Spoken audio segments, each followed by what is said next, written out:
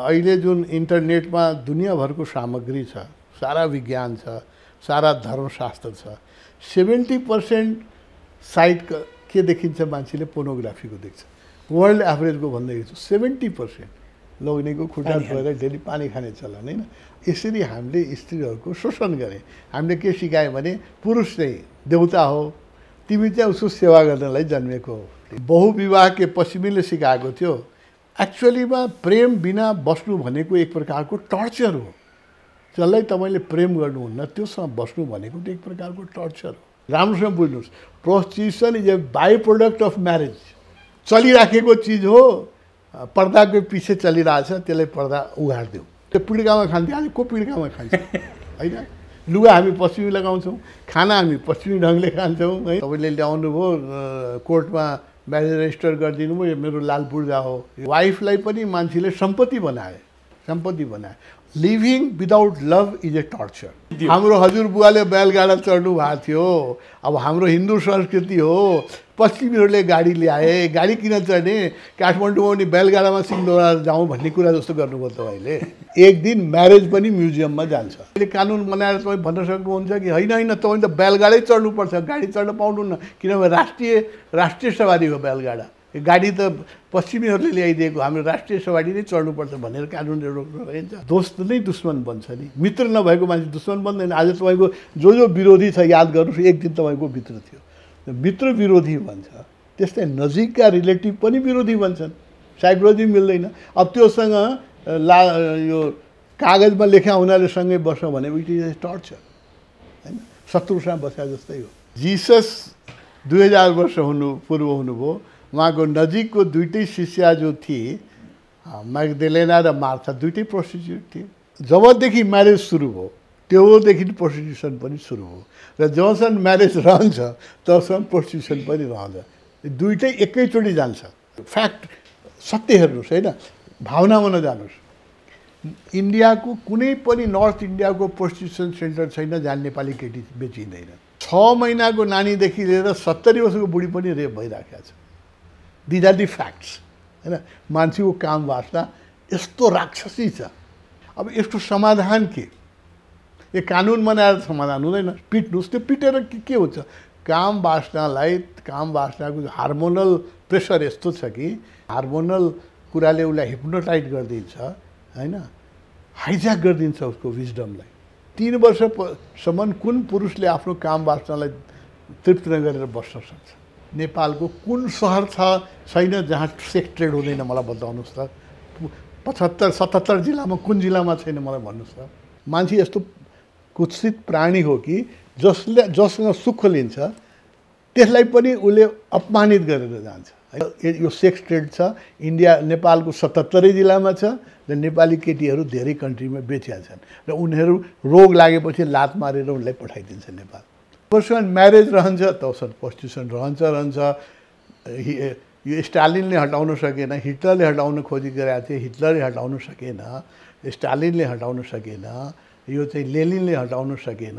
धेरै कोसिस गरे हो। आजदेखि होइन, यो हरेक धर्ममा लेखा छ यो पाप छ भनेर, तर कोही माई बापको छोराले हटाउन सकेन भने हाम्रो 2/3 सरकारले हटाइदिन्छ यो आशा गर्नुभएको छ? यो हट्नेवाला छैन। जुन कुरा तपाईँलाई हटाउन सक्नुहुन्न त्यसलाई सरफसमा ल्याएर स्वीकार गर्नुहोस्। कि त हटाउन सक्नु पऱ्यो भने नि एक दिन लिभिङ टुगेदर पनि पार्लियामेन्टबाट पास हुन्छ। आज म एक्लै छु। जोगी यसरी सन्यासी भएर हुर्केका कोही थिएन। बुवाहरू राजनीतिमा लाग्नुभयो। मलाई पनि जब ध्यान साधना सुरु गरेँ, मैले पूर्वजन्मका कुराहरू देख्थेँ। त्यो स्पिरिट बक्समै सुशान्तलाई बोलाएर सोधेको हो, र उसको आवाजमा मैले धेरै, उसको साउन्डमा उसले भन्यो कि मेरो हत्या भयो। हेर्नुहोस्, अब विज्ञान कहाँ पुगिसक्यो? मुक्ति हुँदैन, सबै इच्छा शान्त हुनुपर्छ। र जसलाई बुद्धले निर्वाण भन्नुभयो बोधको विषय हो होइन। अतीतमा कस्तो थियो? सन्यासीलाई समाजले पाल्थ्यो, किन सन्यासी कम थिए, समाज सम्पन्न थियो। पारस कहाँ छ, के छ, कसलाई चिन्ता छ होइन। एक दिन त युवराज भएको दिनमा त हरेक दिनको फोटो आउँथ्यो उसको। जिससलाई पनि त्यही भन्यो, व्यभिचारी भन्यो, मैगदलेना सरसम्बन्ध छ भन्यो होइन। भगवानको रूपमा लिने कि दार्शनिकको रूपमा लिने कि मार्क्सिस्ट जस्तो रूपमा लिने कि कम्युन पनि चलाएको जस्तो लाग्छ काहीँ कतै हेर्दाखेरि। ओसोलाले सेक्सको अलिक फ्रिडम देखिन्छ नि, फेरि हामीभन्दा त तिनीहरूमा अलि अझै फ्रिडम देखिन्छ। पश्चिम एसियामा छैन, इस्लाममा छैन फ्रिडम, क्रिस्चियनिटीमा कुरा। स्वामीज्यू, तपाईँलाई कार्यक्रममा हार्दिक स्वागत छ। धन्यवाद। कोरोनाले आक्रान्त छ विश्व, सबै तराई छन्। यो तराई भएको बेला यो तपाईँको आश्रममा आउँदा, यो ठाउँमा आउँदा, यो पुण्यभूमिमा आउँदा तपाईँहरू सबै खुसी देखिनु भएको छ, एउटा चमक छ। सबैभन्दा पहिला यहाँ अरू पनि आउनुहोस्, यो खुसी लिएर जानुहोस् भन्ने म सबैलाई, आम दर्शकलाई अनुरोध गर्छु। यो देख्दाखेरि अब दर्शनका कुरा गर्नुभयो, जगतका कुरा गर्नुभयो, जीवनका कुरा गर्नुभयो। सबभन्दा पहिला यी सबै कुरामा सुख र दुःख जोडिएको छ।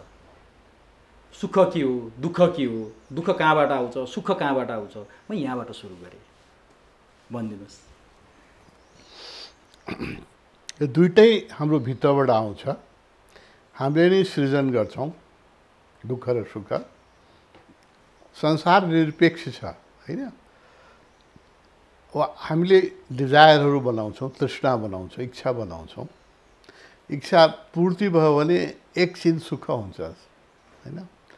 अब जो इच्छा पूर्तिमा सहायक बन्छ त्यो बडो मित्र देखिन्छ, जो इच्छा पूर्तिमा बाधक देख्छ त्यो चाहिँ शत्रु हामीलाई देख्छ होइन। तर स्वभाव कस्तो मनको छ भने कुनै इच्छा तृप्त हुनासाथ केही दिनमा त्यसको भ्यालु समाप्त हुन्छ र मन फेरि अर्को इच्छामा दौड्छ, अर्को तृष्णामा दौड्छ र त्यो नपाउन्जेलसम्म फेरि हामी छटपटाउँछौँ। पाएपछि फेरि टेम्पोररी केही दिनको लागि, केही क्षणको लागि सुख हुन्छ। त्यसैले यसो बुद्धले के भन्नुभयो भने जीवन दुःख हो। मानिसको जुन जीवन छ तृष्णामा, त्यसमा अधिकांश समय दुःखको हुन्छ होइन। अब इच्छा पूर्ति भयो, एकछिन उसलाई सेन्सेसनल तृप्ति मिल्छ होइन। र हामी के भन्छौँ भने यो संसारमा शान्ति भनेको चिज हुँदैन, कि त युद्ध हुन्छ कि युद्धको तयारी हुन्छ। निरपेक्ष शान्ति हुँदैन। प्रिपेक्स अहिले के भइरहेछ, शीत युद्ध, प्रिपरेसन फर वार होइन। वारको लागि सबैले एटम बम बनाइरहेछ, हाइड्रोजन बम बनाइरहेछ। गरिब देशले पनि मिलिट्रीमा चाहिँ 30% एभरेजमा खर्च गर्छ, गरिब राष्ट्रले पनि, किनभने विध्वंस गर्नको लागि। त्यसो वारको लागि प्रिपरेसन, शान्ति जुन देखिन्छ त्यो एक्चुअली शान्ति होइन, त्यो वारको लागि प्रिपरेसन हो। चाइनाले पनि गइरहेछ, इन्डियाले पनि गइरहेछ, अमेरिकाले पनि गइरहेका छ। त्यस्तै हाम्रो जीवनमा जुन सुख हो त्यो एक क्षणको लागि हुन्छ र फेरि हामी दुःखको प्रिपरेसनमा लागिहाल्छौँ होइन। फेरि त्यो सुखको खोज जुन हो त्यसमा बडो दुःख हुन्छ। प्राप्त सबै इच्छा प्राप्त हुन सक्दैन। जो इच्छा प्राप्त भयो त्यसको भ्यालु नै समाप्त हुन्छ। जो अप्राप्त छ त्यसले तानेकै गर्छ। त्यसैले अधिकांश समय मनुष्यको जीवन दुःखमै बित्छ होइन। सुखको कल्पना हुन्छ, यो पाएपछि, घर बनाएपछि सुख होला होइन, या छोराछोरीलाई विदेश पठाएपछि सुख होला। सामान्य नेपालीहरूको यही सुख हो, एउटा गाडी किनेपछि सुख होला होइन। तर त्यो किन्न साथै त्योभन्दा ठुलो गाडी देख्न थालिन्छ र गाडीका जुन एक्साइटमेन्ट छ त्यो केही महिनामा समाप्त हुन्छ। त्यस कारणले अधिकांश समय हामी दुःखमै हुन्छौँ। बिचबिचमा सुखको इन्टरभल आउँछ, सानो त्यसैले जीवन टोराइराखेको छ। त्यो इन्टरभल आएन भने त मान्छेको जीवन जिनै सक्थेन। आशामा हामी जिउँछौँ कि भोलि केही राम्रो होला। तर नि यो जस्तो स्वामीज्यूहरूले बिताउनु भएको जीवन पद्धति छ नि, ध्यान गर्नुहुन्छ, योगा गर्नुहुन्छ, त्यो ध्यान र योगाको विषयमा त म आउँछु। यहाँ चाहिँ सुख छ कि छैन? होइन, हामीले त यो बडो सौभाग्यशाली छौँ कि हामीले एउटा आध्यात्मिक गुरु भेटाएको छौँ होइन। मनुष्य जुन छ सामान्यतया त्यो बडो बेहोस छ, अनकन्सियस छ। सामान्य व्यक्तिले आफ्नै खुट्टामा आफै बन्चरो हानिराखेका हुन्छ, आफ्नो लागि आफै नरकको निर्माण गरिराखेका हुन्छ। त्यस कारण हेर्नुहोस् न, जन्मिएको बच्चाहरू कति प्रफुल्लित हुन्छ। नयाँ बच्चा जन्मिन्छ, 1-2 वर्ष 5 वर्षको बच्चाहरू पनि सबै सुन्दर देख्छ। सबैलाई सँगै राखौँ, माइ खाउँ, सँगै हुर्काउँ जस्तो लाग्छ होइन। त्यही बच्चा जब वृद्ध हुन्छ, अधिकांश वृद्धहरूसँग बस्न मन लाग्दैन, कहिले यो बुढासँग फुर्सद मिलेर भागौँ जस्तो लाग्छ होइन। के हुन्छ, हामीले सुन्दर बालकलाई कसरी कुरूप बनाइदिन्छौँ। यो यो यो जुन विषय हो। यसले बिउजाउनलाई हामीले खोजे होइन। किन दुःख आइरहेको छ वान आफ्टर अनदर। यो जन्म होइन, अनेक जन्मदेखि हामीले यही सब गर्दै आइरहेका छौँ। यसको उन्मुक्तिको उपाय के हो भने हामी बडो भाग्यशाली भएँ कि हामीले एउटा आध्यात्मिक इन्लाइटेड मास्टर खोजे ओशो, र उहाँले हामीलाई यो सिकाउनु हो कि सुख भित्रै छ र हामीले नै दुःख बनाउँछौँ र हामीले दुःख मेटाउन सक्छौँ। हाम्रो दुःख अरूले मेटाउन सक्दैन र हामीलाई अरूले सुखी पनि गर्न सक्दैन। जसरी जनकपुरमा जन्मेको अरुण कुमार सिंह राजनीतिक परिवारमा जन्मिनुभयो, इन्जिनियरिङ अध्ययन गर्नुभयो, तपाईँ जस्तै अरू मान्छेहरू पनि तपाईँसँगै पढे होलान्। तपाईँ जस्तै परिवार, राजनीतिक परिवारमा जन्मिए, कति त विरासतको राजनीति भनेर राजनीतिमै लागे, कति जागिर खाए, सरकारी जागिर खाए होलान्, निजी क्षेत्रमा जागिर खाए होलान्। अहिले उनीहरूको जीवन पद्धति फरक तरिकाले बितिरहेछ। तर तपाईँ आफ्नो घरको राजनीतिक विरासतमा पनि लाग्नु भएन, आफ्नो पेसामा पनि लाग्नु भएन। किन यो बाटो रोज्नुभयो, कसरी यो बाटो रोज्नुभयो र आज यहाँ आइपुग्नुभयो? यसमा चाहिँ पूर्वजनका संस्कार बडो ठुलो रोल गर्छ, जो हामीले थाहा हुँदैन।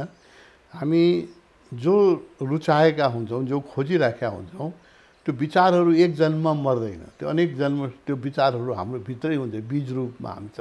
हामीले देख्दैनौँ, थाहा हुँदैन। त आज तपाईँ जो हुनुहुन्छ त्यो तपाईँले नि आफूलाई सोचेको व्यक्ति हुनुहुन्छ होइन। अब मैले पनि अनेक जन्मदेखि यो बाटो खोजिराखेका थिएँ। बिस्तारै बिस्तारै ध्यान गर्दा गर्दा यो कुराहरू बिस्तारै स्पष्ट हुन थाल्यो। गुरु खोजिराखेका थिएँ, साधना खोजिराखेका थिएँ। अनेक विगतका जन्महरूमा पनि गुरु भेटाएको थिएँ र उनीहरूको संस्कार थियो एउटा चित्तमा। त्यस कारणले मलाई परिवारको पृष्ठभूमिले एट्र्याक्ट गर्न सकेन। मैले गुरु देखेर, बच्चादेखि नै साधु देखेर रमाउने बानी हो। जनकपुर जहाँ हामी जन्मे त्यहाँ साधुहरू धेरै आउँछन्, वैष्णव सन्तहरू धेरै आउँछन्। अनि उनीहरूलाई खुवाउने चलन छ गाउँमा। हाम्रो उनीहरूलाई भण्डारा भन्छ। त्यो हरेक महिना यो हजुरबुवाहरूले चाहिँ भण्डारा गर्नुहुन्थ्यो, त्यो साधुहरूले खुवाउने। र उनीहरूप्रति मेरो आकर्षण र उनीहरूसँग रमाउने बानी बच्चादेखि नै भयो। स्कुलमा पढ्दाखेरि मैले इन्डियामा पढेँ। इन्डियामा जति गुरुहरू त्यो बेला हुनुहुन्थ्यो नाम चलेका उत्तर भारतमा, त्यो सबै पुगेँ। मैले खोज्न कोसिस गरेँ र उनीहरूबाट पनि मैले प्रेरणा पाएँ, सिकेँ र त्यो सबैको फलीभूत भएर ओशोलाई भेटेँ। जब इन्जिनियरिङको विद्यार्थी थिएँ, ओशोलाई भेट्नुभन्दा अगाडि मैले अलिकति अझ जान्न चाहेँ।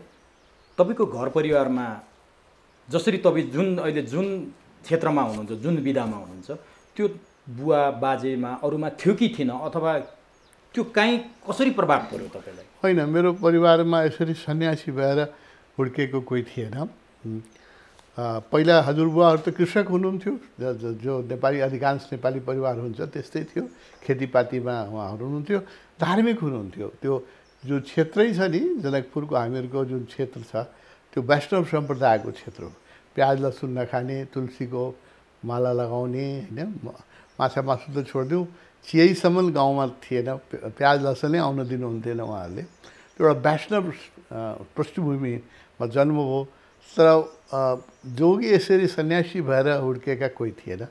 बुवाहरू राजनीतिमा लाग्नुभयो र बुवा सबभन्दा जेठो भएको हुनाले काकाहरू पनि राम्रो राम्रो पदहरूमा, धेरै मेरो काकाहरू सिडिओ हुनुभयो, बुवा पनि सिडिओ बुढाके हुनुहुन्थ्यो, काकाहरूले पनि बनाउनु भयो। त्यो सबै पुरुषहरू चाहिँ नौकरी पेसा सरकारी सेवामै लागे। मेरा परिवारका आमा राजनीतिमा हुनुहुन्थ्यो, अरू परिवारका केही मान्छे पनि राजनीतिमा लागे। त मलाई त्यसमा आकर्षण भएन। तपाईँ सन्यासी बन्नमा उहाँहरूको समर्थन थियो कि अथवा कहाँ हुन्छ? कुनै गार्जियनको हुँदैन। गाह्रो कसरी त्यो तोड्न सफल हुनुभयो? त्यो यो कस्तो हुन्छ भने हामी हरेक परिवारले बुद्धलाई, विवेकानन्दलाई आदर गर्छ। त आफ्नै छोरा विवेकानन्द बन्न लाग्यो भने डराउँछ होइन। त्यस कारणले मेरो बुवा आमा पनि डराउनु भएको थियो। यो एक्लै छोरा थिएँ, घर छोडेर गइदिएला, त्यस्तै मेरो संस्कार पनि थियो। एक दुईचोटि स्कुलमा पढ्दाखेरि स्कुल छोडेर ऋषिकेशमा गुरुहरू खोज्न जाउँ भने भागेका थिएँ। त्यस्तो बानी थियो र जनकपुरमा आएका साधुहरूको पछाडि लाग्थेँ। त्यो उहाँहरूलाई डराउनुहुन्थ्यो कि यो, र उहाँहरूले यो पथलाई अप्रुभ गर्नुहुन्थेन। धेरै वर्षसम्म मलाई सङ्घर्ष गर्नु पर्यो। अब जो बुवा आमाको इच्छा हुन्छ कि राम्रो विदेशमा गएर डिग्री ल्याऊ, इन्जिनियरिङ ल्याएपछि पनि मास्टर डिग्री गर्न अमेरिका जाओस् या धेरै ठुलो कम्पनी बनाओस्, धेरै पैसा कमाओस्, धेरै ठुलो पदमा पुगोस्, जो सामान्य नेपाली बुवा आमाले आफ्नो छोराको बारेमा कल्पना गर्छ, त्यही कल्पना थियो। त्यो कल्पना मैले फुलफिल गरेन कहिले पनि, त्यस कारणले उहाँ मसँग दुःखी नै हुन्थ्यो। कन्भिन्स गरेर जानुभयो अथवा उहाँहरूको भावनालाई ठेस पुर्याएर तपाईँ सन्यासी बन्नुभयो त? हो, सन्यासी बन्दाखेरि त उहाँहरूको भावनालाई ठेसै पुगेको थियो। तर धेरै वर्षको मेरो व्यवहार देखेपछि र जब मेरो घरमा ताहाचलमा आश्रम थियो, अहिले पनि छ, त्यो 50 वर्ष भयो त्यो आश्रम हो, र त्यहाँ जब सुरुका दिनमा त बडा सङ्घर्षका दिन थिए, समाजबाट धेरै आलोचना हुन्थ्यो। ओसो नि त्यो बेला समाजमा स्वीकृत हुनुहुन्थेन र एक्लै म सन्यासी थिएँ धेरै वर्षसम्म नेपालमा। ओसोको एक्लै शिष्य थिएँ धेरै वर्ष। त्यस कारणले मलाई मान्छेले आलोचना धेरै गर्थे, परिवारका मान्छे पनि दुःखी थिए, पुलिसले पनि समातेर त्यो एउटा जनसेवामा चाहिँ पुलिस थाना थियो त्यहाँ थुन्यो होइन, ओसो किताब बेचे बापत। त्यो सबले उनीहरूको सम्मानमा बरु ठेस लागेको थियो, छोरा चाहिँ पुलिसमा बस्नु पऱ्यो होइन भनेर। एक प्रकारको पारिवारिक तनावै थियो, धेरै धेरै दुःख थियो। तर पछि गएर जब आश्रम अलि सुचारू चल्न थाले र त्यहाँ राष्ट्रका गण्यमान्य व्यक्तिहरू आउन थाल्नुभयो र जुन व्यक्तिहरूलाई मेरो बुवाहरूले आदर गर्नुहुन्थ्यो, सम्मान गर्नुहुन्थ्यो, उहाँहरू पनि आउन थाल्नुभयो र उहाँहरूले मलाई सम्मान गर्न थाल्नुभयो। त्यसपछि उहाँहरूलाई पनि अलिकति यो के हो लाइन भनेर लाग्यो, अब चाहिँ प्रसन्न हुन थाल्नुभयो। अनि उत्सुकता लाग्यो। पछि ओसोलाई कम्प्लेन गर्न जानुभयो, मेरो छोरा चाहिँ बिग्रियो भनेर कम्प्लेन गर्न मसँग पुनः जानुभएको थियो। त्यहाँ उहाँको प्रभाव क्षेत्रमा ओसोको औरामा आएर उहाँहरू पनि दीक्षा लिनु र अन्तिम समयमा उहाँहरू पनि सन्यासी हुनुहुन्थ्यो र पछि उहाँहरूले यसलाई स्वीकार गर्नुभयो। अब सन्यासी बन्ने त तपाईँले निचोड गर्नुभयो, त्यो कसैले रोक्न पनि सकेन, न त परिवारले रोक्न सक्यो न समाजले रोक्न सक्यो, तपाईँ बनेरै छाड्नुभयो। ओसोसँग चाहिँ तपाईँको कहिले भेट भयो, कसरी भेट भयो? ओसोलाई भेट्नै जान्छु भनेर जानुभएको थियो कि यो भेट चाहिँ कसरी जुर्यो? यो भेट बडो पुरानो छ होइन। यो जन्ममा भन्यो भने 29 मार्च 1969मा यो जन्ममा मेरो भेट हो। आज 51 वर्ष भयो। त्यो बेलादेखि उहाँप्रतिको मेरो श्रद्धा, विश्वास र प्रेम बढ्दै गयो, कहिले घटेन होइन। बिस्तारै साधना गर्दा गर्दा थाहा भयो कि यो चाहिँ कोही नयाँ भेट होइन, यो नयाँ सम्बन्ध होइन। गुरुहरूसँग सम्बन्ध चाहिँ पूर्वका जन्ममा पनि मेरो सम्बन्ध थियो र त्यसको चाहिँ फेरि नयाँ आवरण मात्रै उहाँलाई हामीले देखेँ, अरू शरीरमा मैले उहाँलाई देखिसकेका थिएँ र यो प्रेम चाहिँ पुरानो प्रेम हो, नयाँ प्रेम होइन भनेर बिस्तारै बोध हुन थाल्यो। उहाँ मेरो पूर्वका पनि गुरु हुनुहुन्थ्यो, पूर्वमा पनि मेरो मार्गदर्शक हुनुहुन्थ्यो र यस्तै गुरुहरू जो यहाँ देखिराख्नु भएको छ, यिनीहरूसँग मैले अनेक जन्ममा चाहिँ यो बाटो डोडाएको छु, खोजेको छु। यस्तै वनमा बसेको छु, यस्तै आश्रमहरूमा बसेको छु र साधनाको प्रयास यो नयाँ होइन, यो धेरै दिनदेखि गर्दै आइराखेको छु भन्ने बिस्तारै बोध हुन थाल्यो। तपाईँले पूर्वजन्मको पटक पटक कुरा उठाउनु भयो, अघि पनि उठाउनु भएको थियो, अरू गुरुहरूसँग पनि वनमा बसेको तपस्या गरेको कुरा गर्नु। पुनर्जन्म हुन्छ? यो कसरी पुष्टि हुन्छ? यो त पुरै हाम्रो पूर्वीय जति दर्शन छ यसैमा आधारित छ। चाहे हिन्दू धर्म होस्, चाहे बुद्ध धर्म होस्, हामी पूर्वमा जुन यो क्षेत्रमा जन्मेका धर्महरू छन्, इन्डियन सब कन्टिनेन्ट भनौँ, भारतखण्डे, त्यसमा हिन्दू धर्म हो, जैन धर्म हो, बुद्ध धर्म हो, सिख धर्म हो होइन, मूल धर्म। यसका शाखाहरू धेरै छन्। यो सबै पूर्वजन्ममा आधारित छन्। नानकदेखि लिएर कबीरदेखि लिएर तपाईँको बुद्धदेखि लिएर महावीर लिएर सबैले पूर्वजन्म, हाम्रो दर्शनै पूर्वजन्मको यो शरीर चोला चाहिँ फेरिन्छ र यसको भित्र जुन सेल्फ छ, आत्मा छ, यो पुनः पुनः जन्म लिन्छ। यो त हामीहरूको फन्डामेन्टल फर्स्ट एबिसिडी हो, पूर्वीय आध्यात्मको एबिसिडी हो। यसैमा सारा आधारित छ र यो कुनै हाइपोथेटिकल थ्योरी होइन, यो हाम्रा ऋषि मुनिले यसलाई अनुभव गरेका छन्, आफ्नै बुद्धले आफ्ना कति जन्मका कुरा गर्नुभएको छ, ओशोले आफ्नो पूर्वजन्मको कुरा गर्नुभएको छ, सबै गुरुहरूले गर्नुभएका छ आफ्नो पूर्व। यसको पुष्टि हुने जस्तो तथ्य हुन्छ नि, हजुर, यसको आधार वैज्ञानिक आधार भनौँ न आजको युगमा आएर त एकदम अब आजको युगमा वैज्ञानिक रूपले यो पुष्टि हुँदै आइरहेछ। किनभने अहिले एउटा विधा डेभलप भएको छ पश्चिममा, जो अगाडिका दिनमा आएर धेरै पपुलर हुनेवाला छ, पारासाइकोलोजी भन्छ होइन। पारासाइकोलोजीमा हामीले व्यक्तिहरूलाई हिप्नोसिसमा लाग्छ, मनोवैज्ञानिकहरूले मान्छेले हिप्नोसिसमा लाग्छ। हिप्नोसिसमा लगेपछि हाम्रो पूर्वजन्म के छ हामी पढ्न सक्दैनौँ। जस्तो कम्प्युटरमा तपाईँको धेरै कुरा छ, तपाईँसँग पासवर्ड भएन भने तपाईँ खोल्न सक्नुहुन्न, तपाईँकै कम्प्युटरमा छ तर तपाईँले खोल्न सक्नुहुन्न। त्यस्तै हाम्रो अचेतन मनमा पूर्वजन्मका सारा कथा छ, एक जन्मको होइन, जति जन्म तपाईँ लिनुभयो त्यसको सारा कथा त्यहाँ रेकर्डेड छ। तर नेचरले के गर्छ भने त्यसको पासवर्ड हामीलाई दिँदैन, त्यसमा हामीलाई थाहा छैन। कोहीले त पाउँछन् होला नि त्यो होइन, त्यो दुई तिनवटा कुराले हुन्छ। एउटा त कुरा के हुन्छ भने साधना गरेर पूर्वजन्मको स्मृति हुन्छ, कसैलाई त्यसलाई जातीय स्मृतिको प्रयोग बुद्धले र महावीरले गराउनु हो। साधकहरूलाई पूर्वजन्मको बारेमा जान्ने विशेष पद्धति नै निकाल्नु भयो बुद्ध र महावीरले, त जातीय स्मृतिको प्रयोगबाट आफ्नो पूर्वजन्म जान्ने। एउटा त साधनाबाट हुन्छ। अर्को मिलियन्समा एउटालाई, मिलियन्स भन्दा पनि बढी भनौँ, करोडमा एकजनालाई एक्सिडेन्टल हुन्छ। एक्सिडेन्टल कस्तो हुन्छ, अहिले यस्ता धेरै किताबहरू तपाईँ पढ्नु होला। इन्डियामा मात्रै 150-200जना बालकहरू यस्तो छन् जसले आफ्नो पूर्वजन्मको कुरा गर्छन्। नेपालमा पनि भन्छ, त्यो नेपालमा पनि सुनिन्छ, सुनिन्छ। त्यो एक्सिडेन्टल हुन्छ। कहिलेकाहीँ के हुन्छ भने भित्रको हार्डवेयरहरू जुन हाम्रो मन मस्तिष्क हो त्यसमा कहिलेकाहीँ एक्सिडेन्टले पनि हुन्छ। गाडी एक्सिडेन्ट भयो, त्यसपछि उसको मन मस्तिष्क तन्तुहरू छिन्नभिन्न हुन्छन् र उसलाई पूर्वजन्मको स्मृति हुन्छ। कहिलेकाहीँ बिरामीमा हुन्छ होइन। सामान्यतः हामी बुझ्दैनौँ, स्वप्नमा जब तपाईँ सुत्नुहुन्छ तपाईँको चेतन मन विश्राममा जान्छ, तपाईँको मनमा पूर्वजन्मका कुराहरू आउँछन्, त्यो छ, रेकर्डेड छ। मलाई पनि जब ध्यान साधना सुरु गरेँ मैले पूर्वजन्मका कुराहरू देख्थेँ होइन सपनामा, तर त्यसको बुझिँदैन, त्यो भाषा बुझिँदैन र त्यसको तारतम्य हुँदैन। किनभने त्यो भिडियो जस्तो देखिँदैन कि त्यो पिक्चोरियल एउटा घर आयो होइन। एउटा तपाईँको म पहिला पूर्वजन्ममा घोडा धेरै चल्थेँ, एउटा सेतो घोडा म बराबर देख्थेँ होइन। त्यो घोडा आयो, कहिलेकाहीँ चाहिँ आफ्नो चाहिँ लुगाहरू देखिन्थ्यो, आफूले बसेको चाहिँ कोचहरू देखिन्थ्यो त्यो, तर त्यसको भित्रमा एउटा तारतम्य थिएन। के हो भने थाहै हुन्थेन। देखियो त के हो, के देख्यो मैले थाहा थिएन। मलाई साधना गर्दा गर्दा भगवान्का मेरो गुरुको सान्निध्यमा साधना गर्दा गर्दा 79मा होला, 79मा त्यहाँ पुनामा बस्दाखेरि ध्यान गर्दाखेरि मलाई चाहिँ त्यो अचेतनको त्यो पाटो खुल्यो र मैले चाहिँ अनि मलाई थाहा भयो यो के मैले देखिरहेको बच्चा धेरै दिनदेखि देखिरहेको घर के हो, यो मेरै पूर्वजन्मको घर थियो, यो मैले जुन देखिराखेका थिएँ घोडा यो मेरै घोडा थियो। अनि त्यसमा भिडियो बन्यो। पहिला त्यो के थियो अरे पिक्चोरियल थियो, त्यसको तारतम्य बुझिन्थेन, के हो यो, कहाँबाट आइरह, त्यो बराबर देखिन्छ।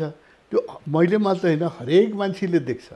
तर राति सुत्दाखेरि कस्तो हुन्छ भने हाम्रो चेतन मन जब विश्राममा जान्छ अचेतनमा त्यो सबै स्मृतिहरू छ, त्यसमा बिचबिचमा फुट्छ। कोही मान्छे देख्नुहुन्छ तपाईँ होइन, कहीँ गएको देख्नुहुन्छ, त्यो सपना त होइन नि, त्यो सपना होइन, त्यो अचेतन मनका स्मृतिहरूको हो, कल्पना होइन। त्यो कल्पना पनि हुन्छ, सपना पनि हुन्छ, जो हामीले नचाहिने कुराहरू देखिसक्छौँ। आफ्नो मन जसरी जो इच्छा पुरा भएन, कसैसँग रिस छ त्यो हामीले रिस प्रकट गर्न सकेन भने सुतेवालासँग झगडा गर्छौँ। या मोस्टली यङ एजमा सेक्सुअल ड्रिमहरू हुन्छ, जब हामीले सेक्स फुलफिल गर्न सकेन भने ड्रिममा त्यो फुलफिल हुन्छ, त्यो सपना हो होइन। जो डिजायरहरू चेतन जगतमा हामीले फुलफिल गर्न सकेन त अचेतन जगतले फुल गर्छ। तर तपाईँले दृश्यहरू देख्नुहुन्छ, हरेक मान्छेले हरेक बच्चाले देख्छ, तर त्यसको बिचको त्यो त्यसको लिङ्क भेटिँदैन कि वाट इज दिस, त्यो आफै बुझिँदैन। त्यस कारणले हरेक व्यक्तिको मनमा अचेतनको स्मृति छ। अब अब अहिले पारासाइकोलोजी जुन डेभलप भइरहेछ मलाई त्यो बडो खुसी छ। त्यसमा के हुन्छ भने साइकोलोजिस्टहरूले व्यक्तिलाई हिप्नोसिसमा लाग्छ, डिप हिप्नोसिसमा लाग्छ, चेतन मनलाई सुताइदिन्छ। कन्सियस माइन्ड जब विश्राममा जान्छ अनि उसको अचेतनमा प्रवेश गर्छ। यो यसमा अहिले 50औं किताब तपाईँले इन्टरनेटमा देख्नुहुन्छ, हजारौँ। आज पश्चिममा धेरै काम यो भइरहेका छ पारासाइकोलोजीको। अनि त्यो व्यक्ति मृत्युभन्दा अगाडि कहाँ थियो, मरेपछि पूर्वजन्ममा कसरी मर्यो, कहाँ पुग्यो। अब अहिले त विज्ञान यति विकसित भइरहेछ, आउने 25-30 वर्षमा के हुनेवाला छ हेर्नुहोस्। एउटा अहिले सुशान्त, के नाम उसको, सुशान्त सिंहले सुसाइड गर्यो नि। अब त्यसको सुसाइड हो भने हत्या हो भन्ने कुरा आयो। त्यो कसरी आयो? यो सबै पारासाइकोलोजीबाट प्रुभ भयो। किनभने वेस्टमा एउटा अहिले यिनीहरूले स्पिरिट बक्स बनाएको छ। स्पिरिट बक्समा कस्तो छ भने जो अशरीरी आत्माहरू छन् उनीहरूको आवाज पनि समात्न सकिन्छ। त्यो अहिले बडो क्रुड फर्ममा छ। कुनै चिजलाई विकसित हुनलाई त टाइम लाग्छ नि। रेडियो पहिले कत्रो थियो होइन, अब अहिले चाहिँ त्यो तपाईँको मोबाइलमै बज्छ होइन। पहिला त यत्रो रेडियो बत्तीको बिजुलीको तार जोड्नु पर्थ्यो, अहिले कति एडभान्स भइसक्यो, मोबाइलले कति एडभान्स, कम्प्युटर कस्तो भइसक्यो। त्यसमा अहिले त्यो क्रुड फर्ममा छ। त्यसमा धेरै आवाजहरू आउँछ। त्यो इन्टरनेटमा हेर्न सक्नुहुन्छ। त्यसलाई स्पिरिट बक्स भन्छ। त्यो स्पिरिट बक्समै सुशान्तलाई बोलाएर सोधेको हो र उसको आवाजमा मैले हेरेँ, उसको साउन्डमा उसले भन्यो कि मेरो हत्या भयो। हेर्नुहोस्, अब विज्ञान कहाँ पुगिसक्यो, विज्ञान धेरै माथि पुगिसक्यो। आउने 25-30 वर्षमा त्यो जुन स्पिरिट बक्स छ त्यो रिफाइन हुँदै गयो भने हामी आफ्ना पुर्खाहरूसँग कुरा गर्न सक्छौँ, कहाँ हुनुहुन्छ, के हुनुहुन्छ। यो पुनर्जन्म सबै मान्छेले पाउँछ? सबै मान्छे जबसम्म ऊ मुक्त हुँदैन पाइरहेको, जबसम्म उसको मनमा डिजायर हुन्छ, जन्म आफ्टर जन्म मोक्ष भन्ने हुन्छ नि। फेरि आत्मा परमात्मा र मोक्ष, निर्वाण जन्म किन हुन्छ यो बुझ्नुहोस्। जन्म किन हुन्छ? हाम्रो जो डिजायर हुन्छ नि त्यसले जन्म हुन्छ।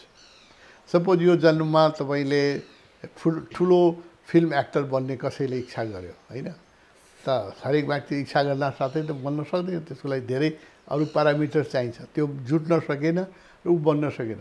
गहिरो इच्छा छ, जस्तो अमिताभ बच्चनलाई लिनुहोस् त होइन, त्यो बडो गहिरो डिजायर होला उसको विगत जन्ममा कि म एउटा चाहिँ ठुलो महान एक्टर बनौँ। अब त्यो डिजायरले डोडाउँछ, उसको पुण्य पनि हुनु पऱ्यो, डिजायरले डोडाउँछ, पुण्य डोडायो। त्यसैले जन्म हुन्छ इच्छाले। जबसम्म सानो इच्छा पनि बाँकी छ तबसम्म जन्म भइरहेको छ होइन। जस्तो हामीले नि अब सबै इच्छाहरूबाट हामी बिस्तारै छुट्टी लिँदैछौँ। अब साधनाको एउटा इच्छा छ, गुरुको काम गर्न आनन्द आउँछ, मान्छेले ध्यान गराउन आनन्द आउँछ। अब यो इच्छा पनि गहिरो भयो भने कि म अरूलाई ध्यान गराउँ, यस्तो आश्रम बनाऊँ, यो पनि वासनै हो। वासना बुझ्नु, एनी डिजायर इज ए वासना होइन। त्यो डिजायर यदि गहिरो रूपमा मनमा बसेछ भने मेरो अर्को जन्म फेरि जन्म हुन्छ, यस्तै आश्रम बनाउने, गुरु बनाउने, शिष्य बनाउने परम्परा चल्छ। त्यस कारणले यो डिजायरबाट पनि मुक्त हुनलाई मोक्ष भन्छ। जब तपाईँको अन्तिम डिजायर हुँदैन, नो डिजायर होइन, त्यसपछि मोक्ष, त्यसलाई मोक्ष। जबसम्म एउटा सानो डिजायरको रेखा पनि बाँकी छ तबसम्म जन्म भइरहेको छ। तर पाप गर्ने मान्छेहरू फेरि अनेक जुनीमा अनेक तरिकाको चाहिँ जस्तै अहिले मान्छे छौँ, अर्को पटक अर्को भएर 84 जुनीको त हामी पुरै गर्छौँ, त्यसरी जन्मिन्छन्। जो धर्म गर्छ त्यसले चाहिँ मोक्ष प्राप्ति गर्छ भनेर अध्यात्ममा त्यो पनि हामी सुन्छौँ नि। होइन, धर्म गर्दैमा मोक्ष प्राप्त गर्दैन। धर्म गर्दा धन भनेको के हो? कसैको कल्याण गर्नु, दान गर्नु, अरूलाई मद्दत गर्नु होइन, अरूमाथि करुणा गर्नु धर्म हो। यो गरेर मान्छे मोक्ष प्राप्त गर्दैन। यो गरेर मान्छे के हुन्छ, अर्को जन्ममा बडो राम्रो घरमा जन्मिन्छ। बडो धर्म गर्ने व्यक्तिहरूको जन्म बडो प्रतिष्ठित परिवारमा हुन्छ, धन धान्यको सुविधा हुन्छ, राम्रो शरीर, उसले सुन्दर शरीर पाउँ। यो जति तपाईँले सुन्दर शरीर भएका एक्टर एक्ट्रेसहरू या ब्युटी कम्पिटिसनमा जाने व्यक्तिहरू हेर्नुहुन्छ, त्यसको पूर्वजन्मको मैले केही खोज गरेका थिएँ। त्यो खोज गर्नु भने त्यो सबै पूर्वजन्ममा कहीँ न कहीँ साधना गरेर आएको, पुण्य गरेर आएको। होइन। त्यो पुण्यले चाहिँ त्यो पाउँछ, राम्रो शरीर पाइन्छ, धन्य मुक्ति चाहिँ पाइँदैन। मुक्तिको लागि चाहिँ पूर्ण एउटा मात्रै डिजायर छ मनमा पनि, एउटा इच्छा छ भने मुक्ति हुँदैन। सबै इच्छा शान्त हुनुपर्छ र जसलाई बुद्धले निर्वाण भन्नुभयो बोधको विषय हो होइन। हजारौँ ग्रन्थ लेखेका छन्, हरेक गुरुहरूले हजारौँ प्रवचन दिइराखेका छन्, आत्मा के हो, परमात्मा के हो भनेर। त जति प्रवचन सुने पनि यदि अहिले तपाईँ एउटा युट्युबको जमाना आयो हेर्नुहोस् त, खास गरी इन्डियामा त धेरै गुरुहरू छन् र यो कुरा गरिराखेका छन्। त यो कुराले हामीले बुझ्न सक्दैनौँ। यो बडो बोधको कुरा हो। आत्मा के हो, म जो छु त्यो के हो, यसको खोज, जसलाई रमन महर्षिले भन्नुभयो हु एम आई, या अरू गुरुहरूले पनि भन्नुभयो म को हुँ। यो खोज गर्दै जानु भने के देखिन्छ भने, जस्तो अहिले मलाई सामान्य व्यक्ति केलाई म को हुँ भने म यो शरीर भएको उमेशजी छु भन्ने लाग्ला तपाईँलाई होइन। तर यो शरीरमा सपोज भन्नुहोस् न, मेरो शरीर छ, एउटा हात काटिदियो भने म त मै रहन्छु नि होइन। र अर्को हात पनि काटिदियो, खुट्टा पनि काटिदियो भनेपछि यो अनि म कहाँ जान्छु? म त रहि नै रहन्छु, शरीर नरहे पनि म रहि। यसको जुन खोज छ, म शरीर होइन, I am not body, I am not mind, म मन पनि होइन। मनमा विचार चलिराखेका छन्, 80,000 विचार चाहिँ अहिले नयाँ रिसर्च भइरहेछ। प्रत्येक दिन मान्छेले 80,000 थट है मनमा सदा चलिराखेको चञ्चल विचार म त होइन, त्यो मेरो भित्र चलिराखेको छ। यो शरीर पनि एक दिन 3 केजीको 2 केजीको थियो, अहिले चाहिँ 70 केजीको भइसक्यो होइन। एक दिन चाहिँ फेरि दुब्लो हुन्छ, एक दिन यो जान्छ। यो को हो यो सबै याद गरिराखेको छ। जसले आफ्नो बाल्यकाल पनि देख्यो, युवावस्था पनि देख्यो, वृद्धावस्था पनि देखिरहेछ, एक दिन आफ्नो मृत्यु पनि देख्छ। त्यो को हो? त्यसको खोज जुन हो त्यो अध्यात्म हो। र त्यो खोजबाट हामीले शरीरभन्दा पार हाम्रो एउटा चेतना छ, कन्सियसनेस छ, त्यसको जुन बोध हुन्छ त्यसलाई आत्मबोध हामी भन्छौँ। त्यही साधनाको हाम्रो लक्ष्य के हुन्छ भने त्यो आत्मबोध होस्। म बडी होइन, म माइन्ड होइन होइन, म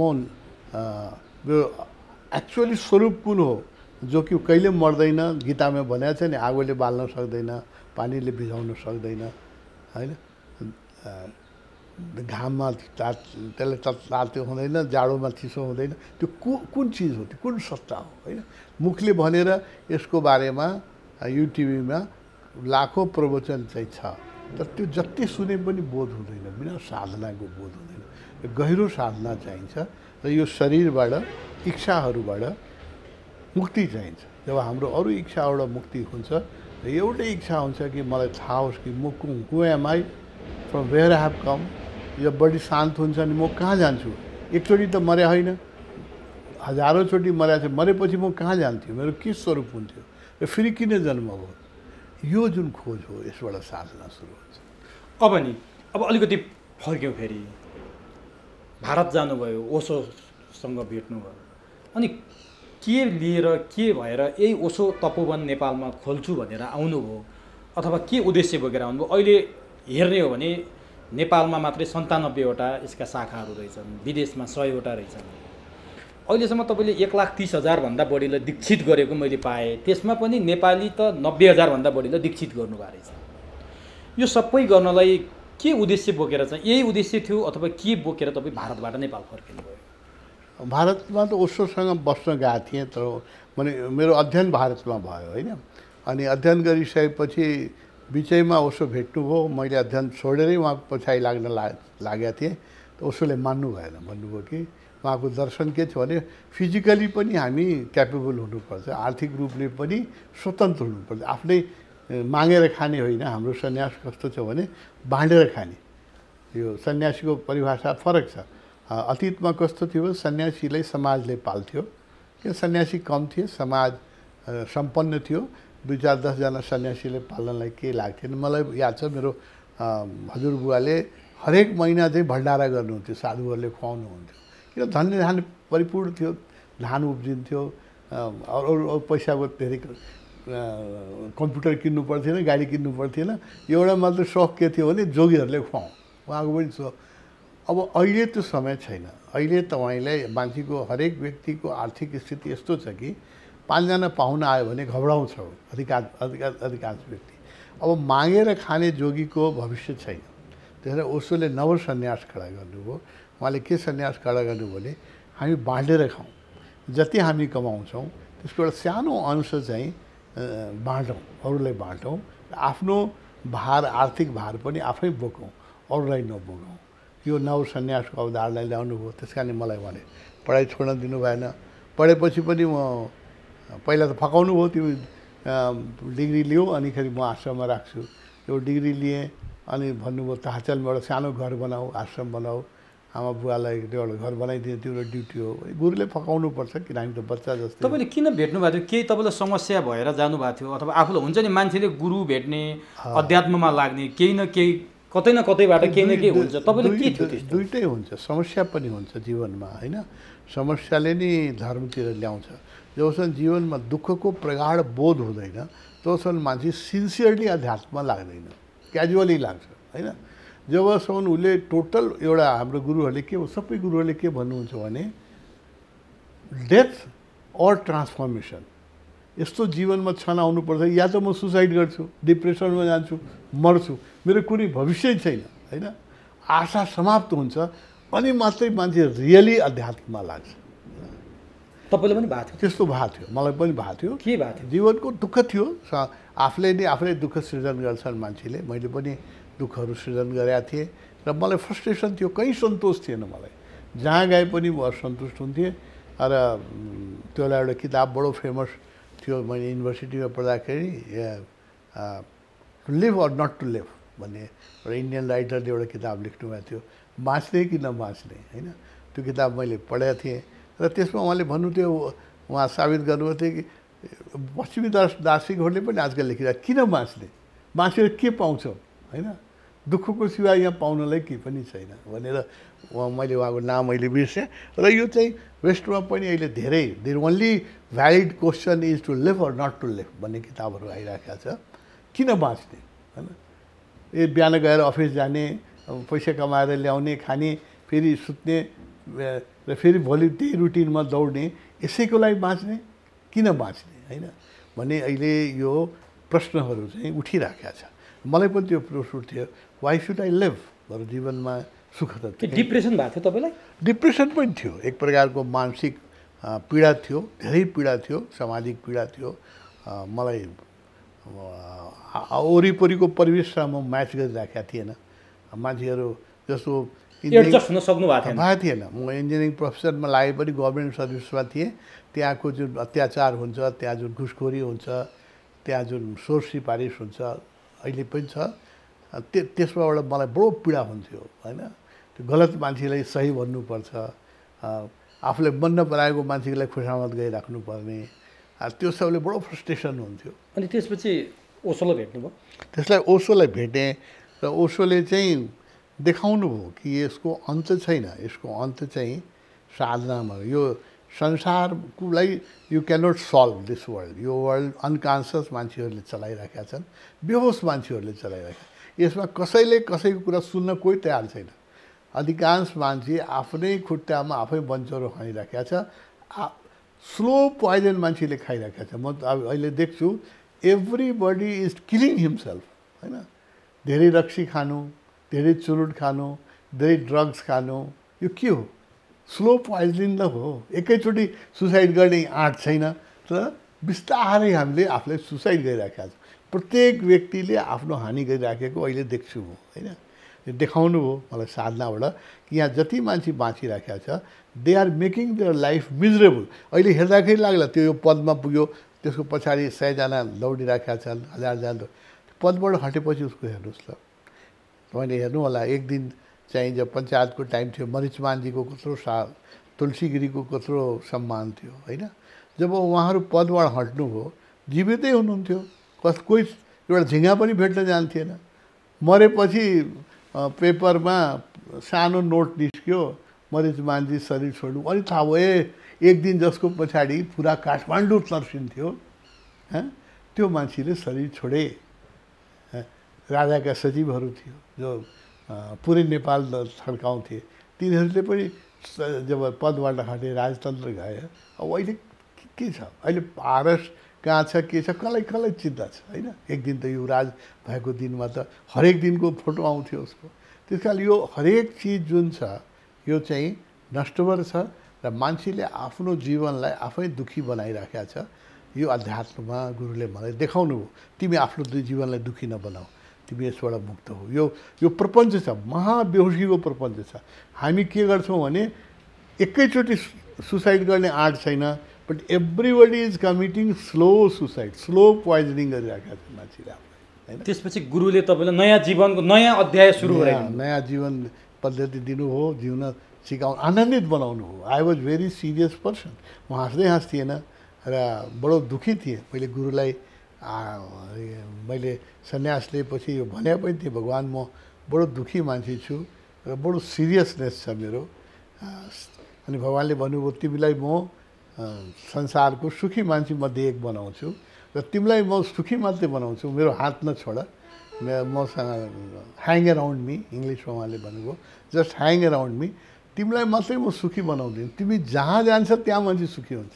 तपाईँ त्यहाँबाट यहाँ सुखी बनाउन आउनुभयो। अहिले म सुखी छु, रिलेटिभली धेरै सुखी छु। जङ्गलमा बसेर यहाँ चाहिँ कहीँ बाहिर जाने इच्छा छैन। All my worldly desire has been fulfilled by my master. मेरो भित्र अब सांसारिक कुनै इच्छा छैन बाँकी। अनि त्यसपछि तपाईँ यहाँ आएर ओशो तपोवनको संस्थापक बन्नुभयो। हजुर। कति सालमा सुरु गर्नुभएको थियो? यो 30 वर्ष अगाडि, योभन्दा अगाडि 50 वर्ष अगाडि, करिब 48 वर्ष अगाडि भनौँ, मेरो ताहचलमा एउटा सानो घर छ, त्यहाँ ओशोले भन्नुभयो आश्रम खुड गर। अनि आशिष रजनीश ध्यान केन्द्रको नामले अहिले पनि त्यो 48 वर्षदेखि निरन्तर ध्यान भइरहेका छन्, एक दिन पनि टुटेको छैन। त्यहाँ चाहिँ आश्रम हामीले खडा गरे, अहिले पनि चलिरहेका छ। र त्यो सानो ठाउँ छ, मेरो घरको सानो जग्गामा छ, त्यसमा धेरै मान्छे अटाउँदैन। हाम्रो सङ्ख्या बढ्न थाल्यो। सुरुमा त कोही आउँथेन, म एक्लै थिएँ। बिस्तारै यो पपुलर भयो होइन। मैले हजारौँ मान्छेलाई दीक्षा दिएँ। अब त्यहाँ ध्यान कक्षमा त यत्रो छ ध्यान कक्ष, त्यसमा त अटाउन्न हो। अनि ओशो आउनुभयो 86मा, उहाँले 1986मा उहाँले के भन्नुभयो भने अब टाइम आयो एउटा ठुलो आश्रम बनाऊ, प्रेरणा दिनुभयो। त्यही प्रेरणाको प्रतिफलन 46 सालमा हामीले यो जग्गा किने र यहाँ चाहिँ हामीले ओशो तपोवन स्थापना गरे। यसको अहिले 30 वर्ष भयो। यो चाहिँ अलिकति विवादमा पनि आयो, हुन त त्यो अहिले त समाधान भयो होला, आजभोलि त खासै देखिँदैन। यो जग्गाको विवाद चाहिँ सञ्चार माध्यममा आएको थियो। यो त्यहाँको चाहिँ साझा वनलाई, सरकारी वनलाई हडपे, वन मिचे भन्ने टाइपको थियो। अहिले के भएको छ यो समाधान? भ्रम थियो। हामीले 74 रोप्ने जग्गा किनेका थिएँ। 74 रोप्ने जग्गामै हामीले आश्रम स्थापना गरे। तर यहाँ गाउँमा कस्तो चलन थियो त्यो होला भने जग्गा चाहिँ लालपूर्जामा कम देखाउने, किनभने मालपोत तिर्नुपर्छ, जग्गाको भ्यालु नै थिएन। हामी आउँदाखेरि 10,000 रुपियाँ रोप्ने जग्गा थियो यहाँको भ्यालु। अब जग्गा यहाँ गाउँभरिको अहिले पनि यही छ। लालपूर्जामा 5 रोप्ने जग्गा छ, अगोटेको उसले 10 रोप्ने जग्गा हुन्छ, किनभने मालपोत कम तिर्नु परोस् भनेर जग्गा मान्छेले कम देखाउँथ्यो। हाम्रो पनि यो चाहिँ करिब 75-76 रोप्ने जग्गा हामीले किने। तर लालपूर्जामा त 42-45 रोप्ने मात्रै लेखेको थियो। अनि बाँकी जग्गा चाहिँ 4 किल्लालाई खोलेको थियो, 4 किल्ला यस्तो छ। अब हामीले चाहिँ यही 74 रोप्ने चाहिँ हाम्रो जग्गा हो भनेर हामीले त्यो भोग गर्दै आइराखेका थिएँ, किनभने यो गाउँभरिमा त्यस्तै छ। त्यो 4 किल्लै थियो, हाम्रो त्यहाँ सीमा नै गाडेको थियो। यो गाउँमा जानु भने हरेक मान्छेको त्यस्तै छ। यो काठमाडौँमा पनि थियो, अहिले त काठमाडौँमा सुध्रियो। लालपूर्जामा जति जग्गा हुन्थ्यो त्योभन्दा फरक जग्गा चाहिँ उसको अगोटेको हुन्थ्यो। त्यस कारणले त्यही के विवाद भयो भने यो चाहिँ लालपूर्जामा 45 रोप्ने मात्रै छ, 74 रोप्नेहरूले चाहिँ भोग गरिराखेका छन् भन्ने विवाद भयो। अहिले त्यो समाधान भइसक्यो। समाधान भइसक्यो। अब ओशो तपोवन खोल्नुभयो, धेरै मैले भनिहालेँ नेपालमा मात्रै 97 ठाउँमा तपाईँहरूको छ। हजुर। तर अलिकति हजुर अझै पनि त्यो मेटिएको छैन ओशो प्रतिको समाजको दृष्टिकोण। त्यो कहिले पनि मेटिँदैन। अहिले मेटिया छैन भने कहिले पनि मेट्दैन। मान्छे बेहोस छ। अहिले पनि यस्तो मान्छे छन् संसारमा जसले कि बुद्धलाई चाहिँ धर्म विरोधी ठान्छ। छ कि छैन होइन नास्तिक भन्छ अहिले पनि ओशोलाई पनि नास्तिक भनियो भन्छ बेबिचारी भनियो बेबिचारी भन्छ मार्क्स भनियो हो। अनेक भनियो खासमा ओशो चाहिँ के हुनुहुन्थ्यो के हो ओशोको ठ्याक्कै ओशोलाई कसरी चिन्ने त एकदम सजिलोसँग चिन्ने हो भने आधुनिक युगको बुद्ध हो तपाईँले त पछि बुद्ध जस्तै बनाइन्छ ओशोलाई पनि भनिरहनु भएको होइन त्यो हुनुहुन्छ नि कसैले बनाउनै पर्दैन उहाँ बुद्धै नै हुनुहुन्छ हामीले अहिले 20औं लाख मान्छेले चाहिँ उहाँलाई बुद्ध मानेरै हामी साधना गरिराखेका छौँ बुद्धभन्दा कम हामीले आदर गर्दैनौँ आधुनिक युगका उहाँ बुद्धै हुनुहुन्छ होइन तर के हुन्छ भने बुद्धलाई पनि रिकगनाइज हुनलाई टाइम लाग्छ जस्तो जिससलाई एउटा उदाहरण दिउँ जिसस आज every third person is a Christian होइन 3 जनामा 1 जना चाहिँ क्रिस्चियन छ दुनियाँभरमा क्रिस्चियनिटी यसरी फैलिएको छ तर जब जिसस हुनुहुन्थ्यो उहाँको कतिजना फलोवर थिए जम्मा 12 जना त्यो 12 जनाले पनि सबभन्दा नजिकको फलोवरले त धोकै दियो जुदासले जसले उहाँलाई बेचिदियो जसले गर्दाखेरि उहाँले सुली लगायो भनेपछि त्यो 12 जना चेला पनि राम्रोसँग उहाँसँग बस्न सकेन होइन यसमा 2000 वर्ष लाग्यो आज चाहिँ संसारमा 2 अरबभन्दा बढी मान्छे करिब 3 अरब मान्छे चाहिँ क्रिस्चियन छन् होइन कसरी भयो किनभने यो 2000 वर्ष लाग्यो यसलाई चिन्नलाई जब बुद्ध हुनुहुन्थ्यो बुद्धको पछाडि कति मान्छे थिए केही मान्छे थिए आज 50 करोड मान्छे बुद्धिस्ट छन् संसारमा 50 करोडको सङ्ख्या बुद्धलाई मान्छ होइन जुन बेला बुद्ध हुनुहुन्थ्यो हिन्दूहरूले उनलाई नास्तिक भने धर्म विरोधी भने बेबिचारी पनि भने भन्नुभएको छ बेबिचारी 2-3 चोटि बेबिचारको ब्लेम लगाएको छ बुद्धमाथि कि महिलाहरूले नि उठेर भनेको छ यो बुद्धले मलाई पेट बोकाइदियो भनेर एउटा प्रेग्नेन्ट महिलाले उठेर भने एकजनालाई मारेर बुद्धको कोठाको घरको पछाडि गाडिदिएको थियो र यो पुरोहितहरूको काम थियो र पछि गई कहाँ हराई भन्दाखेरि त्यहाँ यहाँ लास यहाँ खन भने बुद्धको घरको पछाडि नै लास निस्क्यो र त्यसलाई चाहिँ बुद्धले सेक्स गर्नुहुन्थ्यो र उसले भनिदिन्छ भने मारिदियो भनेर 2-3 महिनासम्म श्रावस्तीमा जहाँ यो घटना गर्यो बुद्धलाई कसैले भिक्षा दिन्थेन व्यभिचारी भन्थ्यो होइन यस्तो फेजबाट बुद्ध पनि गुज्नु परेको छ हरेक महान पुरुषहरूलाई यस्तो फेजबाट गुज्नुपर्छ आज त कसैले बुद्धले व्यभिचारी भन्दैन तर यो तपाईँ हेर्नुहोस् म त बच्चामा हेरेँ 7 सालसम्म नेपालमा बुद्धिस्टलाई पापी भन्थ्यो राणा शासनको राणा सालमा 7 सालसम्म कसैले गाडी त्यो पाइलो बस लगायो र कपाल मुण्डन गर्यो भने भिक्षु बन्यो भने उसलाई राणाहरू चाहिँ यति थियो कि मार थिएन जेलमा राख्थिएन सिमाना कटाइदिन्थे कि चाहिँ उत्तर जाऊ भन्थ्यो तिब्बत जाऊ 4 भन्ज्याङ कटाइदिने भन्ने सुनिन्थ्यो कि होइन कि उत्तर जाऊ कि मोगलान जाऊ भारतलाई मोगलान भन्थ्यो कि ओगलान जाऊ कि चाहिँ भोट जाऊ भनेर उसलाई चाहिँ नेपालमा बस्न दिन्थिएन मूर्ति बुद्धको मूर्ति बनाएको बापतै यहाँ भिक्षुहरू जेलमा बसेका छन् किन बनाइस् भनेर अब 2007 सालसम्म जुन देशमा बुद्ध जन्मिनु हो आज जुन कारणले नेपाललाई विश्वले चिन्छ बुद्ध जन्म र नेपालीहरू हामी बडो गौरवजी कराउँछौँ कि Buddha was born in Nepal Buddha was born in Nepal होइन त्यही 70 वर्ष अगाडि त्यही नेपालमा बुद्धको फलोवरलाई चाहिँ धर्म विरोधी वेद विरोधी नास्तिक भनेर सिमाना कटाइन्थ्यो 70 वर्ष मात्रै भएको छ धेरै भएको छैन हेर्नुहोस् न 70 वर्षमा कत्रो परिवर्तन त्यस कारणले मासले चिन्नलाई टाइम लाग्छ भनेपछि ओशोमाथि पनि नास्तिकको आरोप छ बेबिचारीको आरोप छ त्यही आरोप छ जो आरोप बुद्धमाथि थियो त्यही आरोप छ जो आरोप मान्छेले नयाँ आरोप लगाउँदैन मान्छे त बेहोस छ नि म भन्छु नि public as a large is a unconscious पागल हो दुनियाँ कविहरूले भनौँ देख जगत बौराना पागलहरूको संसार हो नयाँ ब्लेम लगाउँदैन